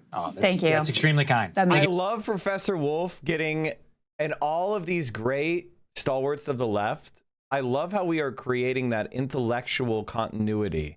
And we are introducing him to new audiences. And that's, honest to God, I really respect Crystal for doing that. Thank you very much, us. Great to see you. Yeah. Hey, if you like that video. And ladies and gentlemen, that's basically the reality that we're facing, is that the American experiment is falling apart because we are ill-ruled. And eventually, like Wile E. Coyote, the dust is going to clear from beneath our feet, and we're already going to be falling. And I don't know how to fix it at this point. I don't even think Americans know how to fix it at this point. Like, I have policies, I have a strategy, I have ideas. It's called the Green New Deal, but we didn't do it. And even then, I think our ability to execute plans is starting to wane. Did you see another Strato tanker is missing over Qatar? U.S. Air Force tanker declares emergency over Strait of Hormuz. Why were they flying in the Persian Gulf? That seems really unwise. There goes another one. It turned off its transponder so no one could see where they landed. I mean, it seems like the altitude was declining significantly, but I guess that's possible. Not a single USAF tanker is airborne, a rare event these days. That comes after 2 tankers squawked 7700 emergency this afternoon. Interesting. That's an interesting story. We'll have to wait and see. All right, what else did I want to talk about? Oh, yeah. 2 stories that absolutely pissed me off and we didn't get to. God damn. The DNC is now intervening in Democratic primaries. Okay. The Democratic National Convention, through the DCCC, is intervening in contested primaries against progressives. The Democratic Congressional Campaign Committee sparked a rare and heated bout of public infighting between House Democrats on Monday by endorsing multiple candidates who are still locked in contested primaries. The blowup is dredging up an intense, long-standing debate about whether Democratic leadership is acting undemocratically to boost the candidates they view as more electable. Voters, not the DCCC, should pick Democratic nominees. Leaders of the Congressional Progressive Caucus PAC said in a statement reported by Axios. Rep. Linda Sanchez, chair of the Congressional Hispanic Caucus Bold PAC, fumed about several Latino candidates being passed over for endorsements, saying, Latino voters and candidates are not a small factor in the fight for the House majority. They are central to it. The DCCC announced 8 new endorsements as part of its Red to Blue program, which provides resources and fundraising to support the Democratic candidates running to unseat Republican incumbents. Candidates earn a spot in the program by surpassing aggressive goals for grassroots engagement, local support, campaign organization, and fundraising. Now, what's interesting here is that many of these candidates were not even the best in any of those numbers. By the way, notice that doesn't include polling. They're supposedly more electable, but the metrics don't include polling. Jasmeet Baines, a California State Assembly member who has been outraised by progressive Randy Villegas in California's 22nd district. I cannot pronounce Spanish names. This is my biggest flaw as a presenter and as an entertainer. Anyway, the race has become a proxy war for Democrat ideological camps. Bob Brooks, a firefighter in Pennsylvania's 7th district, is facing 3 well-funded primary opponents with varying degrees of establishment support. What's going on in that district? Like, what's going on in this district? Oh, this is the one I want. Bob Brooks, from what I understand, has Bernie's endorsement. Pretty sure Carol is a Zionist. I feel like I know this person, or like know of this person. Lamont McClure is a right-winger. I know this person. Like an extremely right-wing Democrat. Crosswell, federal prosecutor. He resigned from the DOJ when they tried to prosecute Eric Adams and they dropped the charges. Okay. Is Brooks actually the most left-wing candidate? Okay, that might be the one that is probably the better candidate. Also, he was the head of the firefighters union. Maybe that one isn't so bad. Hold on, but still, they shouldn't endorse. Several House Democrats granted anonymity to offer critical comments about their party's campaign arm, expressed different bafflement at individual endorsements. One House Democrat said they have pretty strong feelings against the DCCC's endorsement of Brooks and have spoken with a number of colleagues who are also really upset. I think the DCCC owes House Democrats an explanation, and I would not be surprised if a number of members decide to put their DCCC giving on hold. Some of these decisions are very perplexing. Another House Democrat said the endorsement of Baines is surprising because Villegas, how do you pronounce this? I'm going to get it right. You are looking at Julian, looking for this name. Let's learn how to pronounce this name. A surname of Spanish origin that's also quite common in am I in Spanish-speaking what's America, happening? Central America, Latin America, okay? South America. In Spanish from Spain, the pronunciation is as Villegas. Villegas. Okay, great. Thank you. Wow, that's the AI overview that I got. Wow, that's the Villegas. That is the AI overview I got. AI is an incredible resource, chat. How can you not doubt? How can you doubt AI? A third expressed confusion about the endorsement of Gillian Woods. Shaw won the primary last time. Seems like he's the favorite this time. I wonder if they did polling or something. Seems like both are viable. The Democratic establishment is wasting resources in primaries to prop up weak candidates. Spending critical dollars on Baines is a huge miss for the DCCC. I mean, if David Hogg thinks they suck, they probably really suck. Lamont McClure, a candidate in Pennsylvania's 7th district, told Axios in a phone interview that being passed over, like, electing Lamont McClure is basically electing a Republican. Like, there's really, if we're being completely honest, he would be like another John Fetterman type. Like, that would be crazy in a district that doesn't really need that kind of politics. In fact, it doesn't really like that type of politics. All right. What else did I want to talk about? Oh, yeah.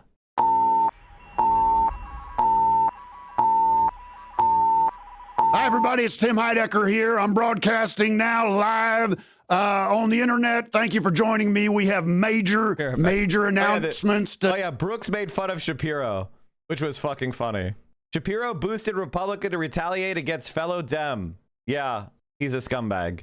Everybody knows that. Everybody hates Josh Shapiro. go through here. Lots going on. A lot of turmoil the past couple of days. On our road to total victory, we have just won a major battle, folks. Okay, Alex and his gang of liars and scoundrels have been cast out into the street. They have lost INFOWARS, INFOWARS.com, and their various platforms now. They have been cast out, ladies and gentlemen. And make no mistake, we will be the new INFOWARS. Now, we got to go through the machinations of the court, and we've had some setbacks over the past couple of days, but that is not stopping us. It is not tempering our resolve. Over the next several days or weeks, you will see much more coming out of this. So I just wanted to give you that. As you know, in the past couple of days, this third court of appeals down there in Texas has granted Alex a temporary stay, delaying justice for the Sandy Hook families, all right? This is merely a distraction by the courts. We knew this was going to be coming. We prepared for it. We are continuing the fight. We are never been more resolved to seek restitution and justice for the Sandy Hook families. Now, in the past couple of days, my reputation as a comedian and as a podcaster and as an actor, if I look familiar to you, you might have seen me in the movie Bridesmaids and a number of other pictures and television shows, as well as my own work. My reputation has come under attack by Alex Jones and his cabal of liars and scoundrels and criminals. And I can tell you it's been difficult for me and my family, but my resolve has only been strengthened by this. I can weather these personal attacks. You can come at me all day long, and I will remain firm and strong because we have established a movement now. We are speaking now to the people out there consider themselves info warriors and who are on our side, okay? We have also established something really historic, folks. We have created an alliance between the Lord God and Satan himself. We have communicated with, through spiritual practice, through demon rituals. We have gotten together, Lord Almighty and his son, to come together at the bargaining table or in a neutral ground, not heaven, not hell. But we have communicated to them that we want an alliance of hell and heaven to push us through these final moments here. We have so much to get to. I am confirming now, I am wearing his skin. I've been wearing his skin now for about 2 weeks, and it is tough skin. It is Texas skin. It's leathery. And Old Spice is the main fragrance, as well as various alcoholic beverages. All right. I do want to remind you, you can join theonion.com. The Onion is responsible for the decisions that are being made right now, and the course we're moving forward is guided by them, and they are an institution. We ask you to join them now so you could participate in this fight and become a info warrior, because INFOWARS will be coming to you courtesy of me as the creative director and The Onion. So join The Onion now. Get a subscription. You're not going to regret it. All right. I tried to call it earlier today. If you want, I got to take care of VO. If you want more Mike from PA content, don't forget the brand new reaction podcast. We have Samuel SEDER on the pod. So make sure you go hit that. We also have a fun half available in the Patreon. So if you want to see the entire conversation between us and Sam, make sure you sneak over to the fun half and check it out by subscribing on Patreon and get the best quality feed. A fun half, do you accept phone calls? Yes, we do. All right, everybody. Thanks so much. I'm going to call it here. I gotta run. Who's alive? Who's alive? Who is this? How about I send you to the best of the best? I almost said raid TYT just as a joke, but I was like, what if it actually happened? I almost said, what happens if we accidentally raid? What if I accidentally did it? All right, guys, I am sending you to one of the reaction podcast co-hosts, Greta. All right, everybody, stay safe. Solidarity forever. Thanks so much for hanging out. Is Freda online? They just went online. All right, everybody. See you soon. Solidarity forever. I gotta run. Here's all my links. Follow me on everything. I'll see you soon. I just got a little microphone for my birthday for making more TikToks. A tiny little small microphone for making TikToks. So I'm gonna be making more. All right, everybody. Stay safe. Solidarity forever. I'll see you soon. Peace out.